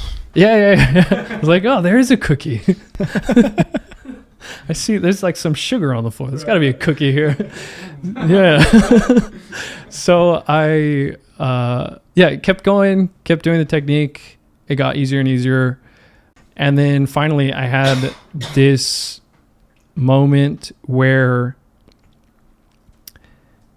it was kind of like, it was interesting that you were saying that your experience was disenchanting. You felt this disenchantment with everything. And that was what led you to be like, I want to get to the root of this disenchantment and make this suffering stop. Because mine was more at, let's say, a micro level. Like I got to this point where it felt like my thoughts had slowed down quite a bit, and they were just, I was like watching, whereas normally you have all this mental activity and all these thoughts like flying by at super high speed, like you're like watching cars on a freeway. But then suddenly it was like I was watching cars move at like 10 miles an hour, and I was just observing the thoughts and the little patterns of mental activity, like, oh, I'm thirsty, or like, oh yeah, that plant, I need to water my plants, like little things. But they were coming up so slowly that there was a lot of space in between them, and I could see that they would occur one after the other, and one would cause the other one to occur. And then things got so slow and so boring that I was like, when it first happened, it was like, oh my God, I can like see my thoughts arise. But then it got so boring that I was just sitting there like, now what? Like, okay, what do I do? This is dumb. And so it was like the equivalent of like staring at the wall. My eyes were closed. It was the equivalent of like staring at the wall during physics class or calculus class, and you're just like so bored. You're just like zoning out. But I was zoning out in the mental space. And then I had this experience of basically waking up without having fallen asleep. There was some really specific imagery that was happening in my head, it was like me floating away from a cliff face in a really dark cave, and there was like this specific blue light, and I heard a voice. It didn't say anything amazing. It was just like, "Hey, where's Joseph?" And then, Where's Joseph? Yeah, where's Joseph? And then I did hear a flickering, like blink, blink, blink, like it was like a fluorescent light flickering on. And then this moment of like confusion of like, what is going on? And then I finally opened my eyes, and as I opened my eyes, I kind of made this huge exhale, and I closed my eyes, I fell forward, and then I just felt this like massive sense of actual physical relief, like the best back popping you can ever imagine. And then, I looked around, and the room was finally quiet, and I had never realized there was this loud rock and roll radio playing in the background, and then somebody finally turned it off, and you're just like, oh, I needed to turn that off. I never turned it off. So it got really quiet, and then everything was like really saturated. Colors looked brighter. I could hear things more acutely. And yeah. So what I'm hearing is that you would also recommend meditation. It was, if only for the back massage. Exactly. Yeah. If you got back issues, I definitely recommend it. But yeah, it was also this real satisfying feeling of like, oh, everything's going to be okay. Yeah. Rather than having this latent feeling of like different parts of my body or mind or mental activity saying like, hey, this bad thing is going to happen, or something bad is going to happen to us. And it's just all just like, oh, everything's okay. Yeah, that was very magical. And there was a permanent shift that maintained up until now. But now I feel very ordinary. I don't feel like I'm walking around and I'm just amazed by everything all the time. I don't feel like I'm floating on there. I feel like really ordinary, but it's like I just kind of, let's say I'm a third person video game character, and I was always this third person video game character who was like viewing, playing the game with the camera at this angle, and then the angle just moved over here. So it's the same game, and the character is the same character. It's just like got a little like oh, there's this angle. So sorry, that was a bit long. No, it's excellent, and I think it's really just useful for people because we've been talking a lot about science, and I think we can also go back and talk about some of those things, like what's actually happening in the brain when this happens. But it's really useful to put it in a first-person perspective, and also as a scientist, I think this is the ground of research, because what we're investigating when we're investigating the mind is subjective phenomena, right? Like if we want to know how the mind works, where what we mean by the mind is these experiences, this conglomerate of experiences that I'm having as a human being, right? So it's always grounded fundamentally in subjective experience. Like that's what we want to understand. And so to talk only abstractly about meditation and some of the experiences that can unfold, I think is to miss the thing that we're actually studying. And this would be why I think you want, in a lab, for example, both people with meditation experience and potentially without, so that the people with meditation experience, if you don't have meditation teachers around, can kind of ground the research. Like, this is actually the phenomenon. No, that is not the phenomenon. I mean, it's hard to study. Also because how do you identify expertise? How do you identify someone who can actually do these states on demand if you have no idea what they actually look like? Like, how do you know that you're not just dealing with someone who's kind of delusional or had a big psychedelic trip or whatever? You know what I mean? And it's a really tricky space in this regard. Yeah. Okay. Earlier, I brought up Delson Armstrong. Can you tell us more about your experiment with him? What did you do? What did you ask him to do? What did you notice about his brain? Is his brain actually different? Yeah. So sort of at the beginning stages of this research. So I would call these preliminary results. And it's also a useful opportunity to make a distinction between nirodha, which is this sort of cessations, these sort of cuts in conscious experience that we've been discussing, and what's known in canonical Buddhism as nirodha samapatti. And nirodha samapatti is this sort of extended cessation. Not only is it extended, but it's intentional. So there's this like capacity that one develops as a like highly expert meditator, where you can choose to deconstruct your mind and go unconscious at will and for a predetermined length of time. So when I first heard about this, when we all first heard about this, we were all like blown away and very skeptical, right? Because how can somebody choose how long to turn their consciousness off? And like, what does that even mean? Like, and he claimed to be able to do this up to 6 days. And this is also what's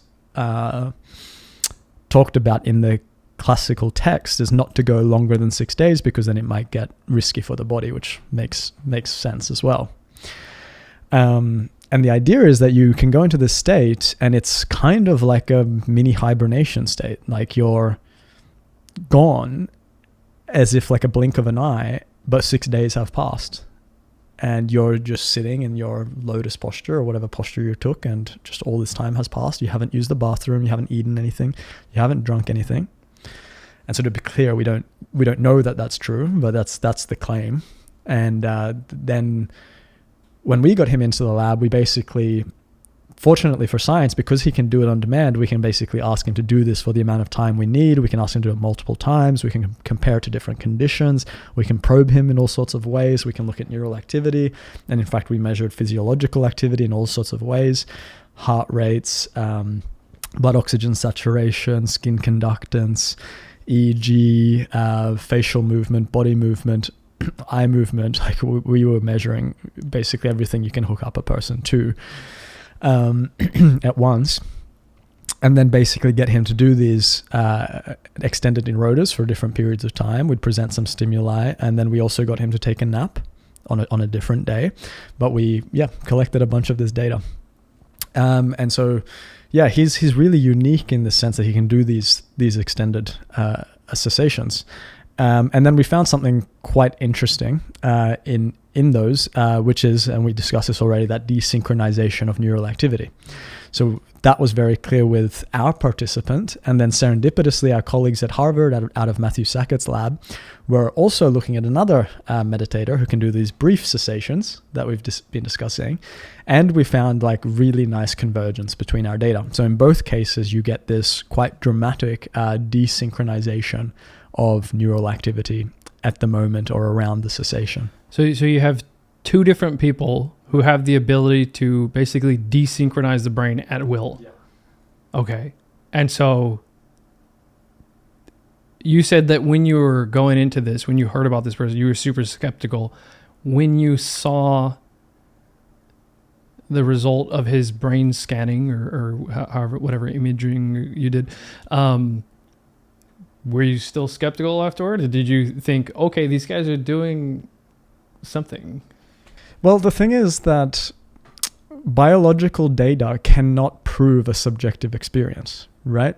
So the subjective experience is the subjective experience, and there's nothing that we can find in the brain, besides like everything shutting off completely, which means death, to prove that, right?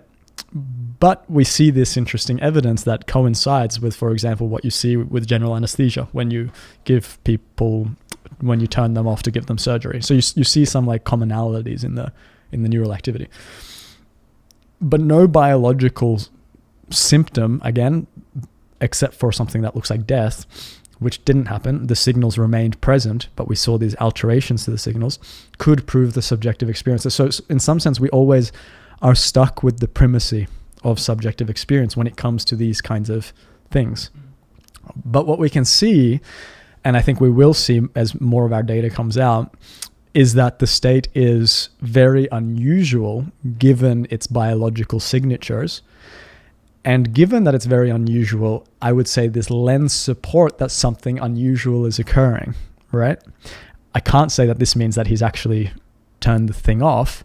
I think what we would need to do then is like electrocute him a little bit maybe, or do some of the kind of old dodgy psychology they used to do back in the day.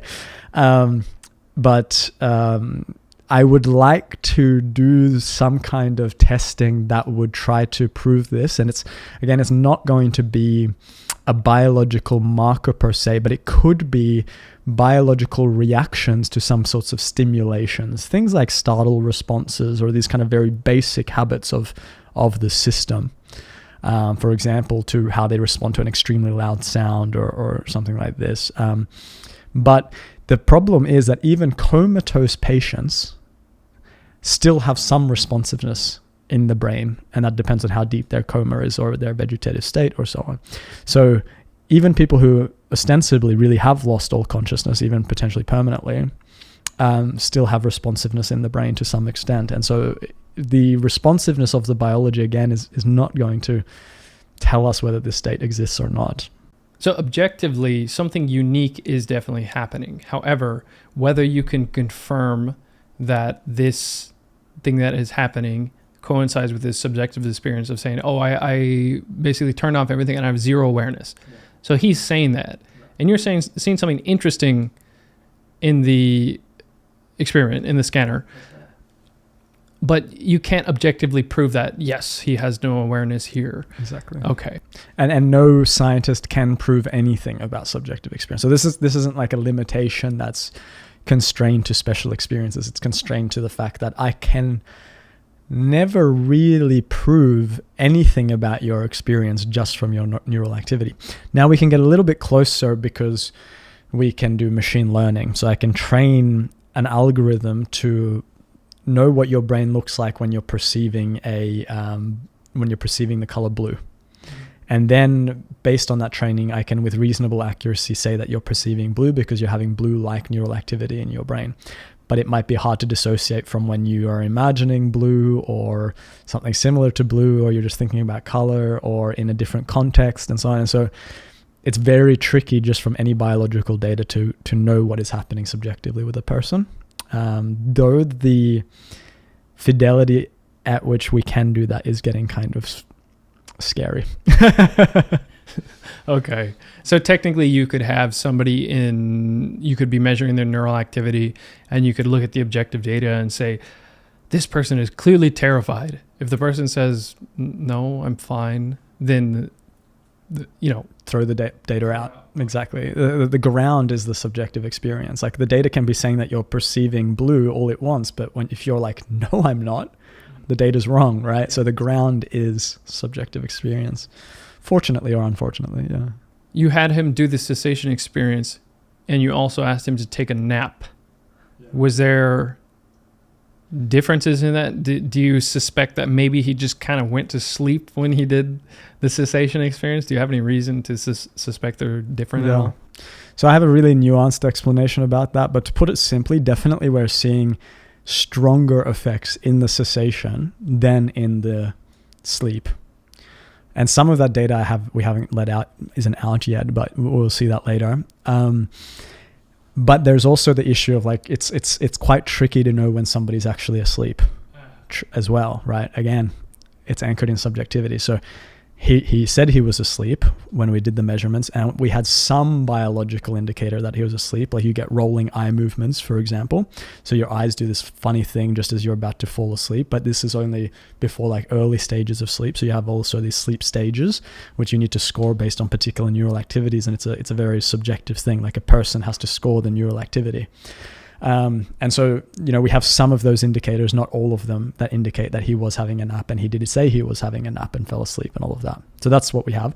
And then we have the cessation, and then we seem to see that the cessation is a deeper, let's just say heuristically shutting down of the system than was the sleep, which would make sense given that there is no sense of time having passed. There's no way to wake someone up when they're in cessation, ostensibly. Whereas in a nap, of course, you can be woken up, you have a sense that time has passed and all of these kinds of things. Yeah. Let me, because I've actually spoke to Delson before. I went to a retreat in India and I got to meet him. Mm-hmm. Very cool guy. I asked him about sleep, actually. I was asking him what, do you still dream? And he said, no, I don't dream. And he said that when he's fallen asleep, it's like he is still aware of the process of sleep. And so he says that he can watch, I hope I'm describing this properly, but from what I remember, he said he can like watch his brain go into different flavors and different levels of shutting down. So he can kind of be like watching himself sleeping and be like, oh, that must be light sleep. That's got to be deep sleep. Or, oh, this must be REM. And the other thing is, in the experiment, wasn't it something like he said, okay, I'm going to enter cessation after 15 minutes. And then like exactly at the 15-minute mark, his brain was just like, is that an embellishment? A little bit, but basically, no, I mean, that's partially true, but that data is still being analyzed. But what we did see is we told him to go into cessation for 90 minutes. And we said, you're going to have 10 minutes to get into that state, but we want you to come out at 90 minutes. We're not going to tell you when 90 minutes has passed. Since you can ostensibly time yourself, then you should come out at 90 minutes. And this is in a footnote in our paper. But basically, we just observed his eye movements and other sort of physiological indicators like heart rate. And what you do see is that after that 90-minute period has happened, you see pretty much precisely at 90 minutes, his eye movements come back online, his heart rate increase again, his breathing rate increase, and then he reports that he's now awake. So that's pretty interesting because there's no signals anywhere about what the time was. He was in a room with the bed by himself. We were outside of that watching him through cameras and all of that. So that's fascinating. And it seems mysterious that someone can time themselves doing these things, but of course we do sometimes wake up when we intended to wake up, and somehow we have these circadian rhythms and we have bodily rhythms. So the system is very good at inferring things from rhythms. In some sense, we're inferring everything from rhythms of activity, from regularities of activity. And so time is no different than that. So if you're inferring things of regularities of changes of certain rhythms in this organism, you can foreseeably, unconsciously know how much time has passed in order to re-engage the system, just like you would like waking up out of sleep. So I don't think you need any kind of mystical process there precisely. I think there's biological explanations for why that happened. And I got curious about this, so I started to do a little bit of like just practicing my meditation about, okay, I'm going to do half an hour and like see how close you can get to half an hour just by listening to my body. And I was really surprised about how accurate you can be with that. Wow. Yeah. And so among like these effects of, for example, being able to time, I think this is one of the really kind of fascinating things about it. But another really fascinating question about cessation and neurodiscernapati, especially these longer cessations, is like, why do we have that biological capacity? Right? Like evolutionarily, why do we have that? Why is our system constructed in such a way that we do this? Why do they go in caves to do this? Like hibernating bears? There's all these like funny things. So like when I was first talking to Delson about this, I was living in Amsterdam with my one of my best mates, Igor Jakovic, and he's an archaeologist, right? And so he overheard my initial conversation with Delson and a few other professors while he was explaining all this wild stuff to us. And I was sort of like, wow, this is impressive. And his descriptions were really resonating with also my scientific understanding of how things are constructed in the moment. And anyway, I got off that call and my friend, he goes, man, that sounds like hibernation. Initially, I dismissed it. I was just like, no, come on, that's not it. Anyway, it sort of like started with percolating in the background, and then like another co-author of ours and a great meditation teacher, Hank Barendrecht, he also independently proposed the idea that this looks like hibernation. This is someone who also has a lot of experience with all this. And yeah, with these two suggestions and more reading, and start to read a little bit about torpor and hibernation, and just again some of these funny synchronicities, like they do this especially in cold climates. Meditation seems to be a bigger thing, like this, and the caves, and it just started to like have these funny coincidence. And again, this is more sort of like a fun route and way to kind of begin thinking about this, like also to think about meditation evolutionarily, I think is fascinating and kind of overlooked. And in the cessation context especially. And so I think like interesting future questions are to try to measure how physiology changes, how, for example, burning of glucose and these kinds of things change for a longer cessation, and then try to kind of think about this from a very sort of biological perspective. So you kind of have, because you have kind of these simultaneous things going. You got this kind of very ordinary biological thing happening, but then you have these very profound mind things happening, and then you also have these spiritual components of the whole thing. It's all happening kind of simultaneously, and we can kind of, depending on your lens, you can kind of focus on any part of this, and I think focusing on all parts of them is the most fun or so. Yeah. So two things. So you're saying bears are enlightened, and two, would it be like really expensive to say, could you basically conduct the same study that you did and be like, okay, listen, we're going to do the same thing, but now just, I want you to do cessation for 5 days. Yes, and that's my dream experiment. And yeah, maybe not 5 days, maybe a couple of days. There's ethical hoops to jump through with this whole thing. So I'm not sure if we're going to be able to do it, but I would love to do that. Yeah. But I would also like to electrocute him when his I don't think they're going to let me do that either. I think there's something in the suttas that says like, you must not disturb while they're doing cessation. It's like a cardinal sin. Yeah. But oh well. Yeah. For science, right? Yeah. I was thinking it'd be really cool to do a time lapse of right, him doing that. Just I think that would be mind blowing to see someone able to just sit. Even if someone wanted to argue, he's not doing anything. It's like, all right, then you try sitting for 24 hours straight. It's a good start. I mean, especially if you can. I mean,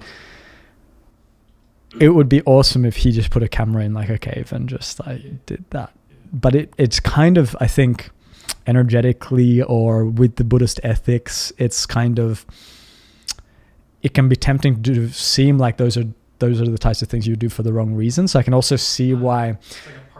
It's sort of party trick. It kind of minimizes the whole thing. And just besides the kind of absence that happens, I think, and we talked about this at the beginning, but something I think is super fascinating is, what's happening that resets the system so profoundly, and what is happening that causes this sort of like, profound transformation, clarity, this like stepping into a new reality. And can we kind of get at that scientifically? Can we understand that?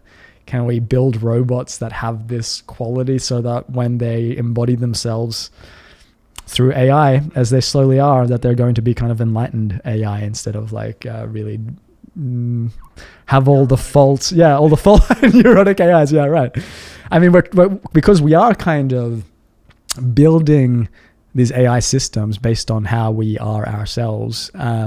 Machine learning is highly informed by neuroscience. There's this dance between them, but what about awakening? What about enlightenment? What about these deep contemplative traditions? What insights can they give us for AI, for building systems that might actually serve humans in a way that is helpful in a deep way, like that is wise and like compassionate? I think this is like the problem of our generation is building benevolent AI. Did we get much into the predictive nature of the brain's operation? I don't think we have. We didn't really much. touch on that. That was, you discussed that in your paper, but maybe you could get a quick overview of how big a component prediction is in the brain's operations. Yeah. So, these models that fall under these broad banners called predictive processing, active inference, or free energy minimization, the way that they're characterized by the most cited neuroscientist in the world, Carl Friston. These ideas are like the first time scientists have ever had a unifying account of how the system works, how organisms work, how cognition, perception, consciousness, love, everything potentially happens. And they basically have very, in a way, simple axioms, like simple building blocks from which, if you take like these simple principles, you kind of everything comes out for free. And that's what makes them really cool. And that makes them also super applicable to things like meditation and psychedelics, because they actually can easily integrate the kinds of experiences that happen on them and make new predictions and so on about them in a way that no other previous understanding of the mind could do. And this is also, I think, why we're now able to talk about these deep states as scientists, because we have the theoretical framework for doing that. And so, like you said, how important is prediction there? Well, prediction is kind of at the heart of the whole way the organism is said to work. And there's good biological evidence for this. There's good computational evidence for this, good perceptual cognitive evidence for this. But basically, what the system is doing to try to maintain this model of the world consistently and to learn about reality, it's simply making predictions about it, noticing where it makes mistakes, updating its model, and going about its life that way.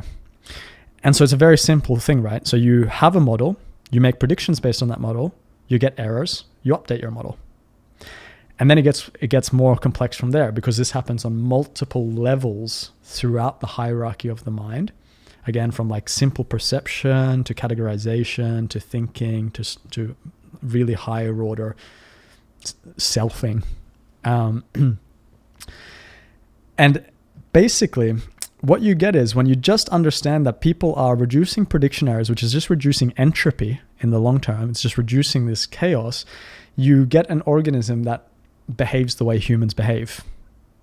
And so when you put these things together, you basically start to see in a kind of almost necessary and natural way the kind of self-fulfilling prophecies that humans engage in, the kind of self-protective mechanisms that you get, and also the kinds of epistemic things that we do, like searching for insights and new information and so on, because there you're trying to reduce this entropy in the long term. Like you need to learn about the world in order to not only reduce what you don't know now, but reduce your chances of knowing and behaving in the most adaptive way in the future. And all you're doing is reducing this simple idea of entropy. Like how cool is that? Like the idea is that you can understand human organisms and all organisms just by this idea that they're reducing chaos in a way that keeps them surviving. So the brain is constantly drawing on all its experiences to make predictions about how the world works. Right. And so maybe you have a toddler doing I don't know what this egg is. Let me throw it at the wall. You're like, some oval objects will break if you throw them. And then you get all these different predictions about how you predict men might act, maybe women might act, people from this region, how I have a prediction about how they might act, or I have a prediction that if I use this word in this foreign language that I'm learning, it will evoke this response, and then it evokes a weird response. So then you're like, okay, I got to update really quickly so I don't use the wrong word. And so then So it sounds like prediction is a really pervasive and fundamental part of how the brain works. Yeah. Okay, so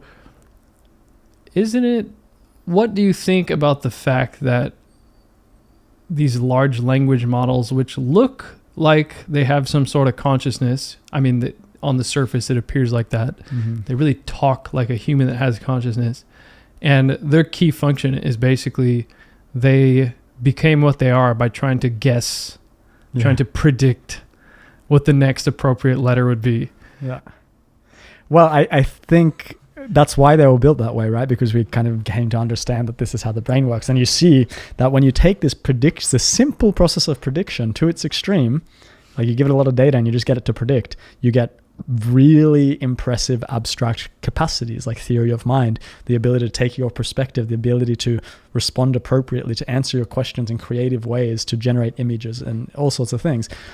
Just from this thing of prediction, you get things that you just wouldn't expect to get when you have hierarchies of prediction, layers of predictions, so predictions about predictions and so on. Then I guess what your real question is here is like, what does that mean about consciousness? If that's all that's happening is prediction, at what point do we just have to assume that like a large language model is conscious? And my gut feeling about that is that no way they're conscious. But my understanding of these processes makes me very weary to make that conclusion based on my gut feeling. So we do have to, I think, move conservatively, in the sense that we should be perhaps, no, maybe liberal is the right word. We should be liberal in our attributions of consciousness just for ethical kind of safety. I definitely wouldn't go to the extent of assuming that a large language model is conscious now. But the idea that integration of information, prediction, and multiple layers of this in a way that's synchronizing a lot of information, that could give rise to consciousness because of how important it seems to be in human consciousness, I think is a risk we really need to take seriously. And my only sort of pushback against what I just said is, if you've probably heard of the hard problem of consciousness, which is so hard problem of consciousness is coined by David Chalmers, and it's basically just the idea that you could have someone who looks, behaves, talks like us, does all the things that we do, but is a philosophical zombie, isn't having any actual conscious experience. There's nothing that it's like to be you, right? You have all the same neurons, all the same brain, all the same parts. You're making all the same actions. You're saying all the right words. You're saying that you're perceiving all these things. You're saying that you have a self. You're acting in all these ways, but there's nothing that's actually like to be you on the other side. So the hard problem of consciousness is the fact that you can potentially have explanations for all the phenomena of your perception, behavior, and all your reporting and everything, while you actually don't have any consciousness. It's like the what is it called? The Chinese room problem, something like that. Right. So there's this challenge, right? That like, how would you determine if someone is conscious just by like talking to them and they're in a room, you can't see them or anything, but like you like, how would you determine that someone's conscious? And it used to be, a lot of people thought maybe something like, okay, you can't tell whether that's a human or not that you're talking to. And maybe we're already at that stage with the large language models, but most people have now sort of moved the goalposts and saying that's not really the criteria, or maybe not the sufficient criteria. Yeah. It's kind of like the neuroscientists or neuroscience can't deduce what the subjective experience is, because if someone says I'm experiencing happiness when the scanner says they're incredibly terrified, right, then it's totally negated. So let's say we finally get a robot that can collect all sorts of data from hearing, seeing, reading, touching, interacting with the world, feeling things, and then it's using all these, making a model based on predictions based on that input, and then it says I'm conscious, I have a self. Then you can be like, no, it doesn't, but you can't prove that. You can't. And just to bring it back to meditation, and to what really makes us human, I would be really interested to have a conversation with a robot like that about their contemplative capacities, right? Like, do you experience presence? Like, do you experience feeling and its richness, and just trying to get at these things that we can't talk about, ineffability, right? Maybe a robot can just talk kind of poetically about ineffability, but anyone who's done a lot of meditation practice or had trippy experiences knows that there's this quality about it that you can't describe it. You're going beyond the language in some sense. You're maybe still in the field of prediction, but you're beyond the kind of linguistic categories in a place that you just can't put into words. They're kind of beyond language, and it's very human to have ineffable experiences. There's a layer of experience that doesn't seem abstract. It might be abstract, but in a kind of literal sense, but it doesn't feel that way. It feels real. It feels whole. It can feel pervasive. It can feel universal. All of these things are possible within human experience. And then you have a large language model that's just built on predicting words. How could it have those experiences? It can probably report them, but can it actually have them? It's an interesting problem. Yeah. What is your direction going on? Are you just going to do more and more are you planning to do more and more research? Are you going to do a book? Are you interested in setting up a way to spread beneficial meditation practices more? Or I think that like what really excites me is like a way of looking at things that breaks the boundaries between subjective experience and scientific models. And I think these predictive processing systems help a little bit with that. But I think there's a way of talking about life and phenomena that is like empirically tractable, is computationally tractable, and is phenomenologically accurate, or has fidelity to experience. And like my goal, also in this like book I'm working on, is to talk about these phenomena, like whether it's, of course, deep meditation experiences, human transformation, insight, psychedelic experience, the kind of deep end of human experience are the things that I think are the most satisfying, again, because these are the things that I've found in my life that bring true satisfaction to the human being. And to try to talk about those in a way that breaks these barriers down, because I've just been fortunate to kind of toe the line between these two things, between science and contemplative practice, in a way that like I'm trying to develop a way of talking about them, drawing on, I think, definitely things like active inference, but also neuroscientific training, but also these ancient texts, that is integrative, that kind of just allows us to have one language about both experience and what we do in the lab as scientists. I think it is possible. I think we suffer this strange paradox both in ourselves and as a society, that there's a sort of like fight between subjectivity and objectivity. And you have these like super impressive subjective models in the East that involve things like chakras and levels of the mind and levels of consciousness and heavenly states and all these things. And then science comes along and says, no, those are all nonsense. But the issue is that those are based on subjective experience. They're not based on third person probing.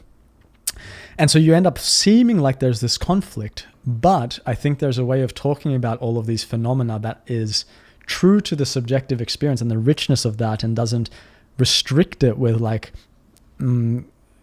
unnecessary reductionism, while still being testable, while still being like, you can use it to do things, like build things with it. And yeah, that sort of space is what I think is super exciting. And I'm kind of also, from like a very heart space, I guess, like concerned about this AI thing, and like, how do we make them good? But like, how do we make humans good? Right. And so the question is like, how do we solve that problem? If we can solve that problem, then we can also probably solve it in the AI. And I think this is the heart of my interest. It's both like that deep contemplative experience, but also hopefully the real positive action that comes out from that, ideally. Yeah. The thing that I always thought was really interesting was, I talk a lot about health, diet, biohacking, nootropics, that kind of stuff. So basically things that people might want to try on for themselves. They might want to try this diet or try this way of eating or try this nootropic or something. And so we need a way of deducing whether it's worth spending your time. I mean, it takes time to buy new foods. It takes time to, kind of like mental bandwidth to try these things on and see if they work out. Do I want to spend my money on this? Do I want to develop a habit of remembering to eat this or remembering to take that supplement or something? The funny thing is if someone they don't trust is recommending something, they'll say, oh, come on, give me the evidence. Yeah. If it's someone they do really trust, it's like a really good friend, they say, dude, I lost 40 pounds with the cabbage diet. And then that person's like, oh crap, where do I buy the cabbage? Just like immediately. But, it's dependent on how the objective information is presented, and it's dependent on how the subjective information is presented. And then you have this factor of like, how much do I trust this person? But then at the end of the day, all you really have is your own subjective experience. And so, yeah, it's kind of neat, interesting, but also neat at the same time, that you could never really confirm another person's subjective experience, but you can use it as a guidepost if you want to try and calibrate your behavior such that you might get a similar subjective experience, or if you want to just rely on the objective data and say, okay, we've got 15 studies that recommend ashwagandha, and if I get this particular strain, I can expect 33 increase in my testosterone and stuff. Yeah, no, I love that. And the thing about objectivity is that I think it's a beautiful ideal, but we have to admit that the only access to any phenomena in reality we've ever had is through the lens of conscious experience. And if it's through the lens of conscious experience, even if it's 100 scientists, there's inference involved. There's a guess. There is the conscious minds making a guess about something. Even statistics is a statistical guess about something. So clearly there's like some sort of spectrum of like, okay, this seems to actually pan out as more real than this other thing.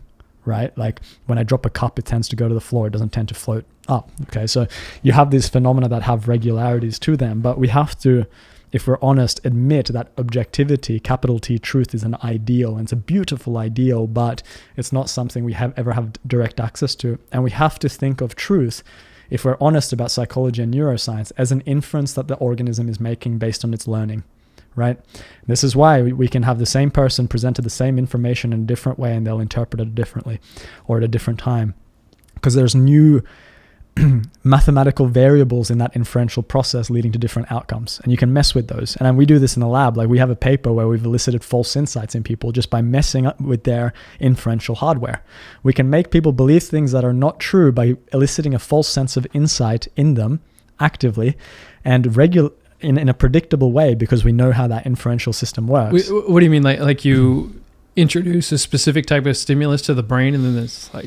No, so basically like I would give you a problem to solve. In this case, we call them anagrams. Like let's give you a really simple example. So you might want to scramble a word. There's like a scrambled word. You have to just figure out what is that word, right? And through manipulating past experience, exposing you to certain kinds of stimuli, I can prime you to interpret that information in the false way and to report having an insight in doing so. So this was a study led by a PhD student of ours, Hilary Grimmer. But yeah, excellent study demonstrating that we can elicit false insights in the lab. Not only that, can elicit a insight and then present that alongside like a truth claim or a worldview, like free will is an illusion. And I just present these things at the same time, and you're more likely to say that that claim is true, just because the feeling of insight in a completely irrelevant situation happened at the same moment. You're more likely to believe that it's true. So people don't really recognize that our truth is an inference, and even that we can mess with in the lab. You know what I mean? Yeah. There's someone who said something like, understanding is simply the recognizing of pattern as such. Right, with confidence. Right. It's a higher order confidence. It's like, if we again take the computational approach, there's the recognition of the phenomena, then there's a higher order inference about the reality of that phenomena. This is called precision, how true it is, how much attention we give it. And these things are all intimately linked. It's like one inference is attention, confidence, and truth. And this is something that we can assign to things at different degrees, and we do this constantly in a really like rapid way. And based on our previous learning, our sort of biases, our hunches about the reliability of the source and so on, we might assign it high precision, high truth value. And it's super interesting because you can take psychedelics and it completely messes with that truth attribution process. Like everything starts to feel like profoundly true. And you can look at the carpet and suddenly you have this noetic truthiness about the carpet or about any mundane idea that appears in your mind, right? Like people like William James, the founders of kind of contemporary psychology, would take nitrous oxide and like muse about the fact that suddenly everything feels so true, but then I write all these things down and then I read it afterwards and it makes no sense, you know. And he was just like bewildered by these revelations.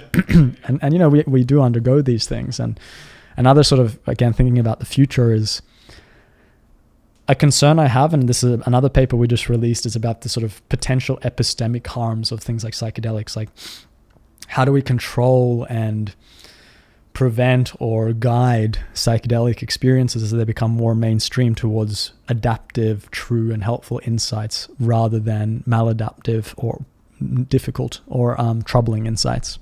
I would never say I had a really properly bad trip, but there were certain times on certain experiences where I felt like I was at the membrane between like insanity and just having, really interesting, semi-insightful feeling time. We were talking yesterday about different pieces of information from like neuropathology that would suggest that, we really shouldn't expect that a self is something that exists, because there might be pathological states where you can perturb the self system, let's say.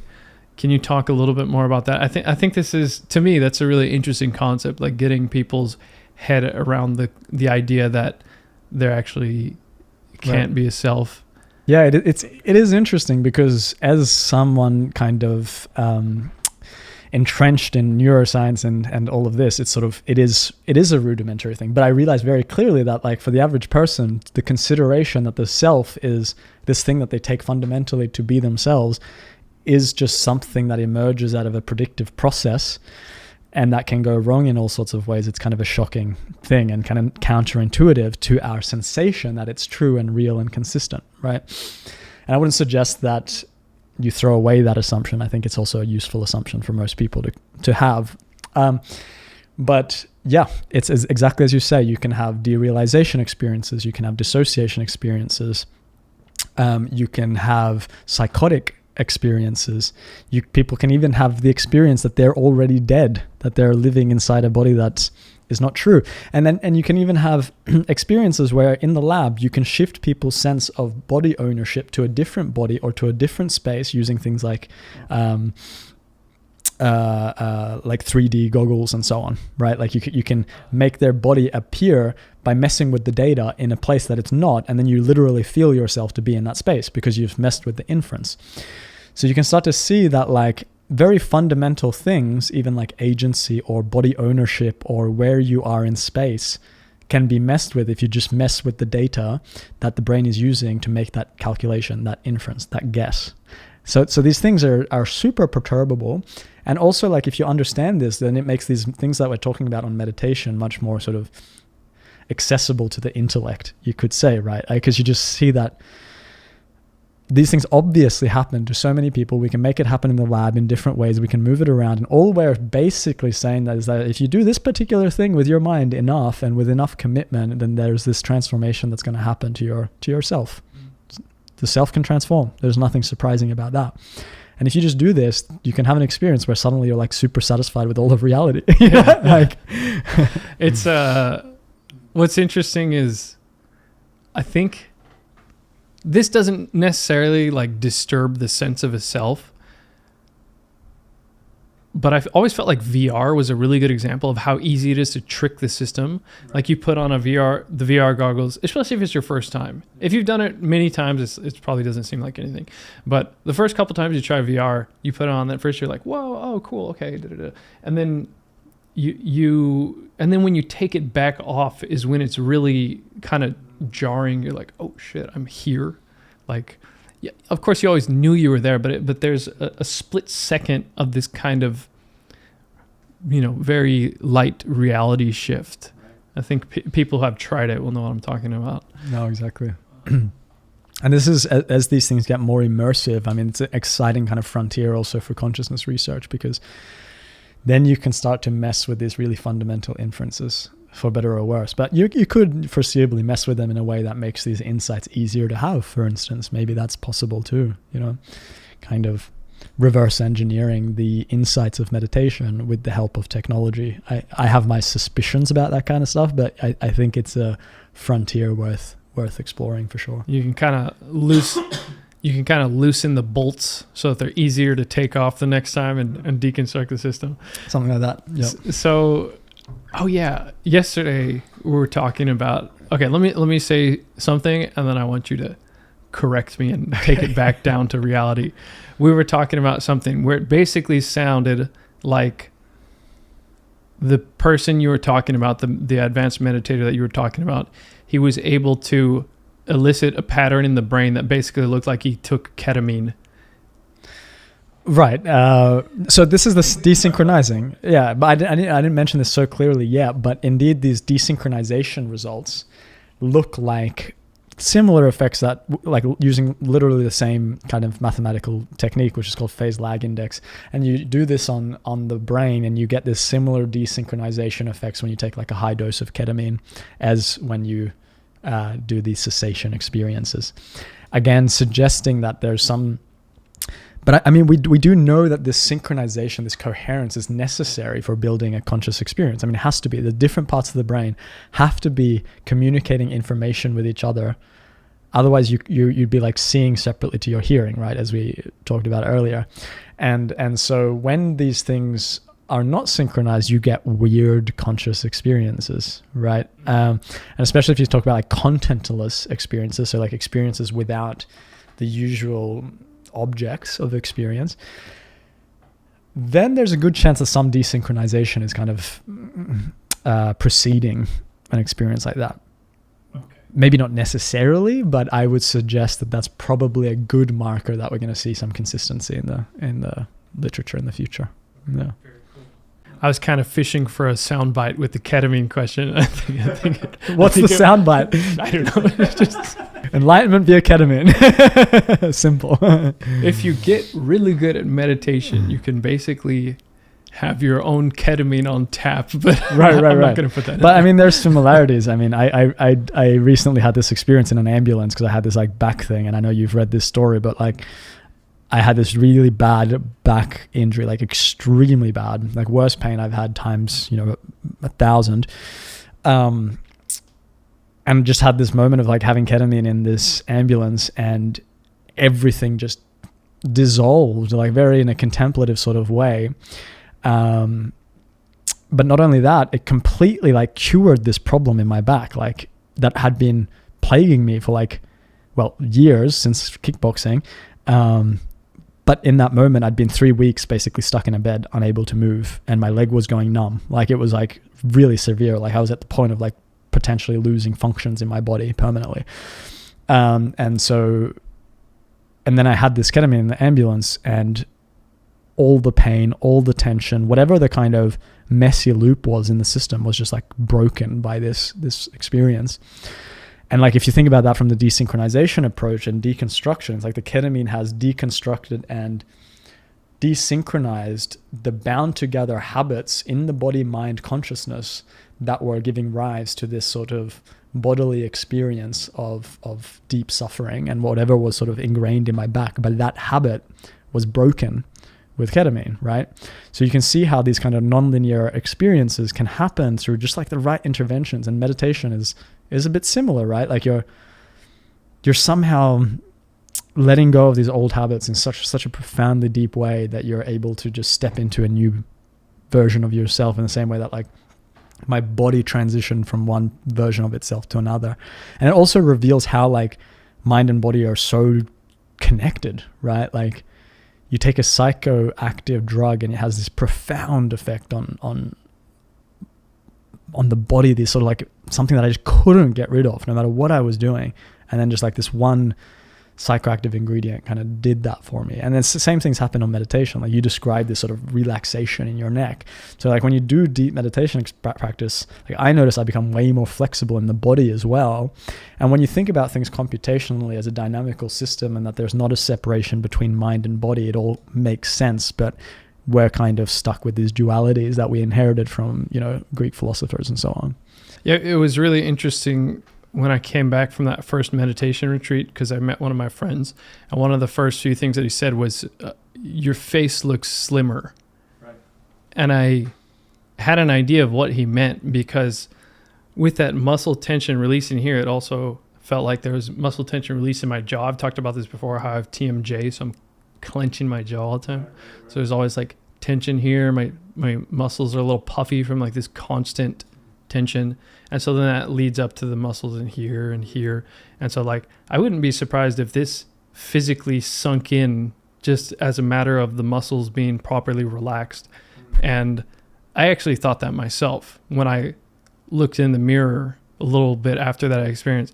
I was like, oh, I look skinnier. And I didn't think anything of it. And then my friend pointed out, I was like, oh, maybe there's something there. So do you think it's safe to, it's not necessarily like you took the ketamine and then you had a sort of Doctor Strange moment where you are still having the same physiological issue, except you're just not experiencing the pain because of some ketamine realization, but rather the ketamine allowed your mind to relax. You had this subjective experience of your mind relaxing to this immense degree where everything dissolved, but at the same time it was connected to the physiology such that your muscles maybe relaxed, and then it let something shift, and then the nerve was no longer being crunched down on or something, right, and that relieved the pain, something like that. Yeah, so indeed I think it's hard to kind of figure out the precise mechanisms, but if you take off the assumption that there's a separation between the mind and body, you realize that the body is constantly informing what we might call the mind, and the mind is constantly informing the body in this sort of bi-directional relationship. Then anything that is happening in the mind has a kind of bodily expression to it. Everything that's happening in the body has a mind expression to it. This is one way to think about it. And so then if I'm going through a kind of subjective experience of dissolving and all my habits in the mind are being relaxed, by extension, my habits in the body are being relaxed, because those two things are constantly reinforcing each other. It would be really hard. It's really hard to have a fully relaxed mind and then have an extremely tense body. I think it's like almost like a contradiction. So if you kind of accept that these two things are as intertwined as all the evidence suggests that they are, then a deep relaxation of the conscious mind is a deep relaxation of core habits of the body too. And I think this points to, why all the teachers say that you can have deep changes happen to the body, as you describe as well, from contemplative practice, and also why you can do bodily practices like yoga to give rise to changes in mind and in consciousness, or using the breath or whatever. Like all of these things are extremely intertwined. And I mean, there's plenty of science to support this kind of idea of the mind-body connection, because I mean, you get such cognitive benefits from exercise. You have better mood. Absolutely. So you're surely going to have a better subjective experience. And one of the interesting things, one of the really cool things I thought about TWIM, and this was written in David Johnson's book, I think it's just called The Path to Nibbana. He just pointed out something really simple, and it's you're doing your meditation, and then you notice that you're distracted. That is, you are no longer on the meditation object. Let's say typically someone would focus on the breath. So you notice you're no longer focused on the breath. And then he said, okay, you've noticed that now. Notice the tension, because there's going to be bodily tension somewhere. When you're distracted, there's going to be bodily tension somewhere, and you just got to kind of notice it. And so I was like, oh, that's a cool idea, but I'm a little skeptical that is always what happens. You have tension just because you're distracted.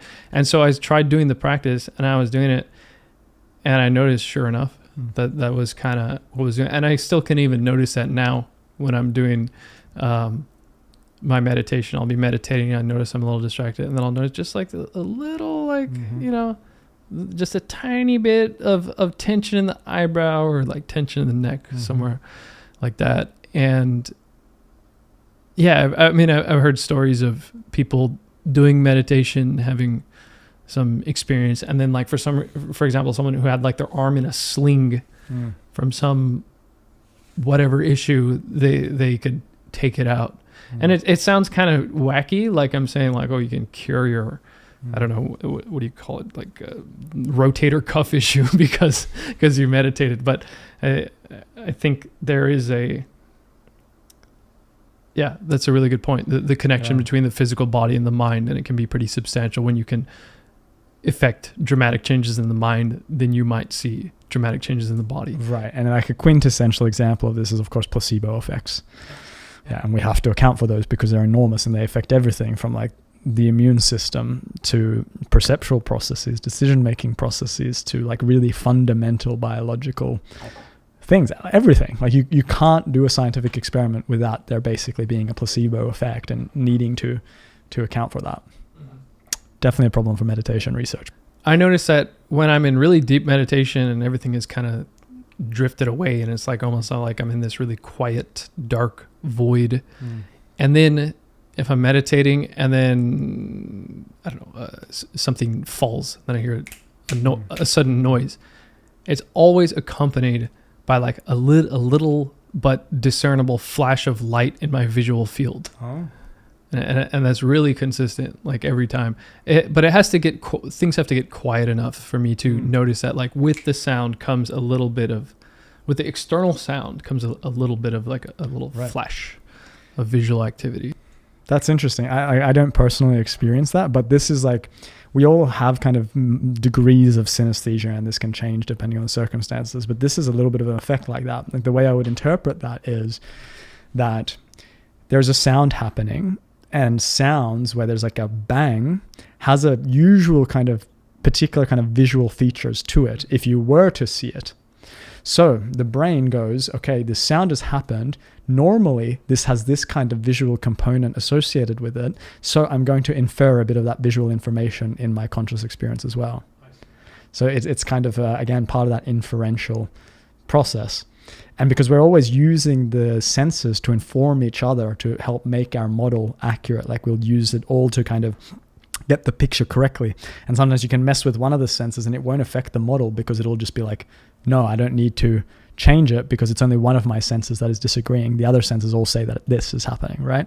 So it's always using all the information at its disposal to make the conclusion that is most likely to be correct, given what we know. So I'm sure you're familiar with the McGurk effect. Right, exactly. Okay. Yeah. So for the people who don't know, it's like you have an audio of someone saying fa, fa, fa, and then another, I think it's the same audio the whole time. Right. So he's just saying fa, fa, fa the whole time. Yeah. But then the video will change to where his mouth is moving as if he's saying fa. Yeah. But then they do another video where it's as if his mouth is moving as if he's saying ba. Yeah. But the audio is actually fa, and then you interpret it as ba. Exactly. I'd probably have to play a clip for it to make sense, but it's excellent, and that's like a kind of quintessential sensory integration illusion. And again, you can mess with all of the senses in this way to make us like see things that are not there, to make us hear things that are not there, smell things that are not there.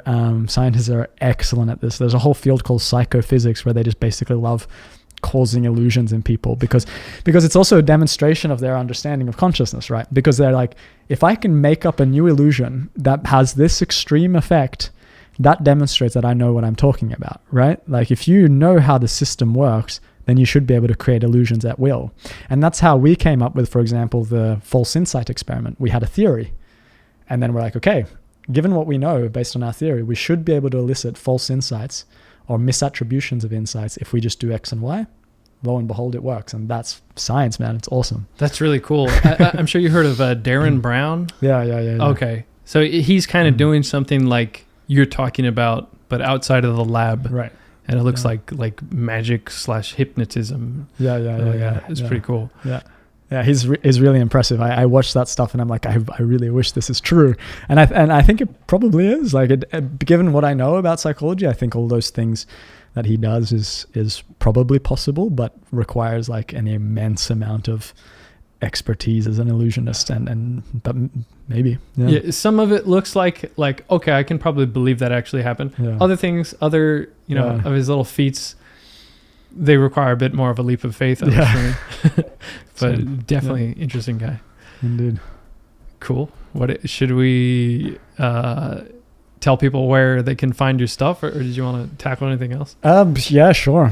But yeah, thank you, man. This has been real. Really enjoyed this chat. I think we've covered some really fun stuff. I have a website. It's really simple. Just rubenlaukkonen.com. And Laukkonen, Laukkonen, and Ruben is just Ruben. I also just started a Substack, so you can like read about my ketamine experience there if you want to hear about how ketamine healed my back. And I'm gonna start like doing a bit more there. Yeah, that's it. Thanks so much for having me, man. It's been awesome. Of course, super interesting. This is really fun. What about your Twitter? Are you active on that? That's probably that's my only social media, and it's the same thing. It's just Ruben Laukkonen. So yeah, get at Ruben Laukkonen. Yeah, exactly. Okay. Awesome. Thanks, man. Cool. I think that was great.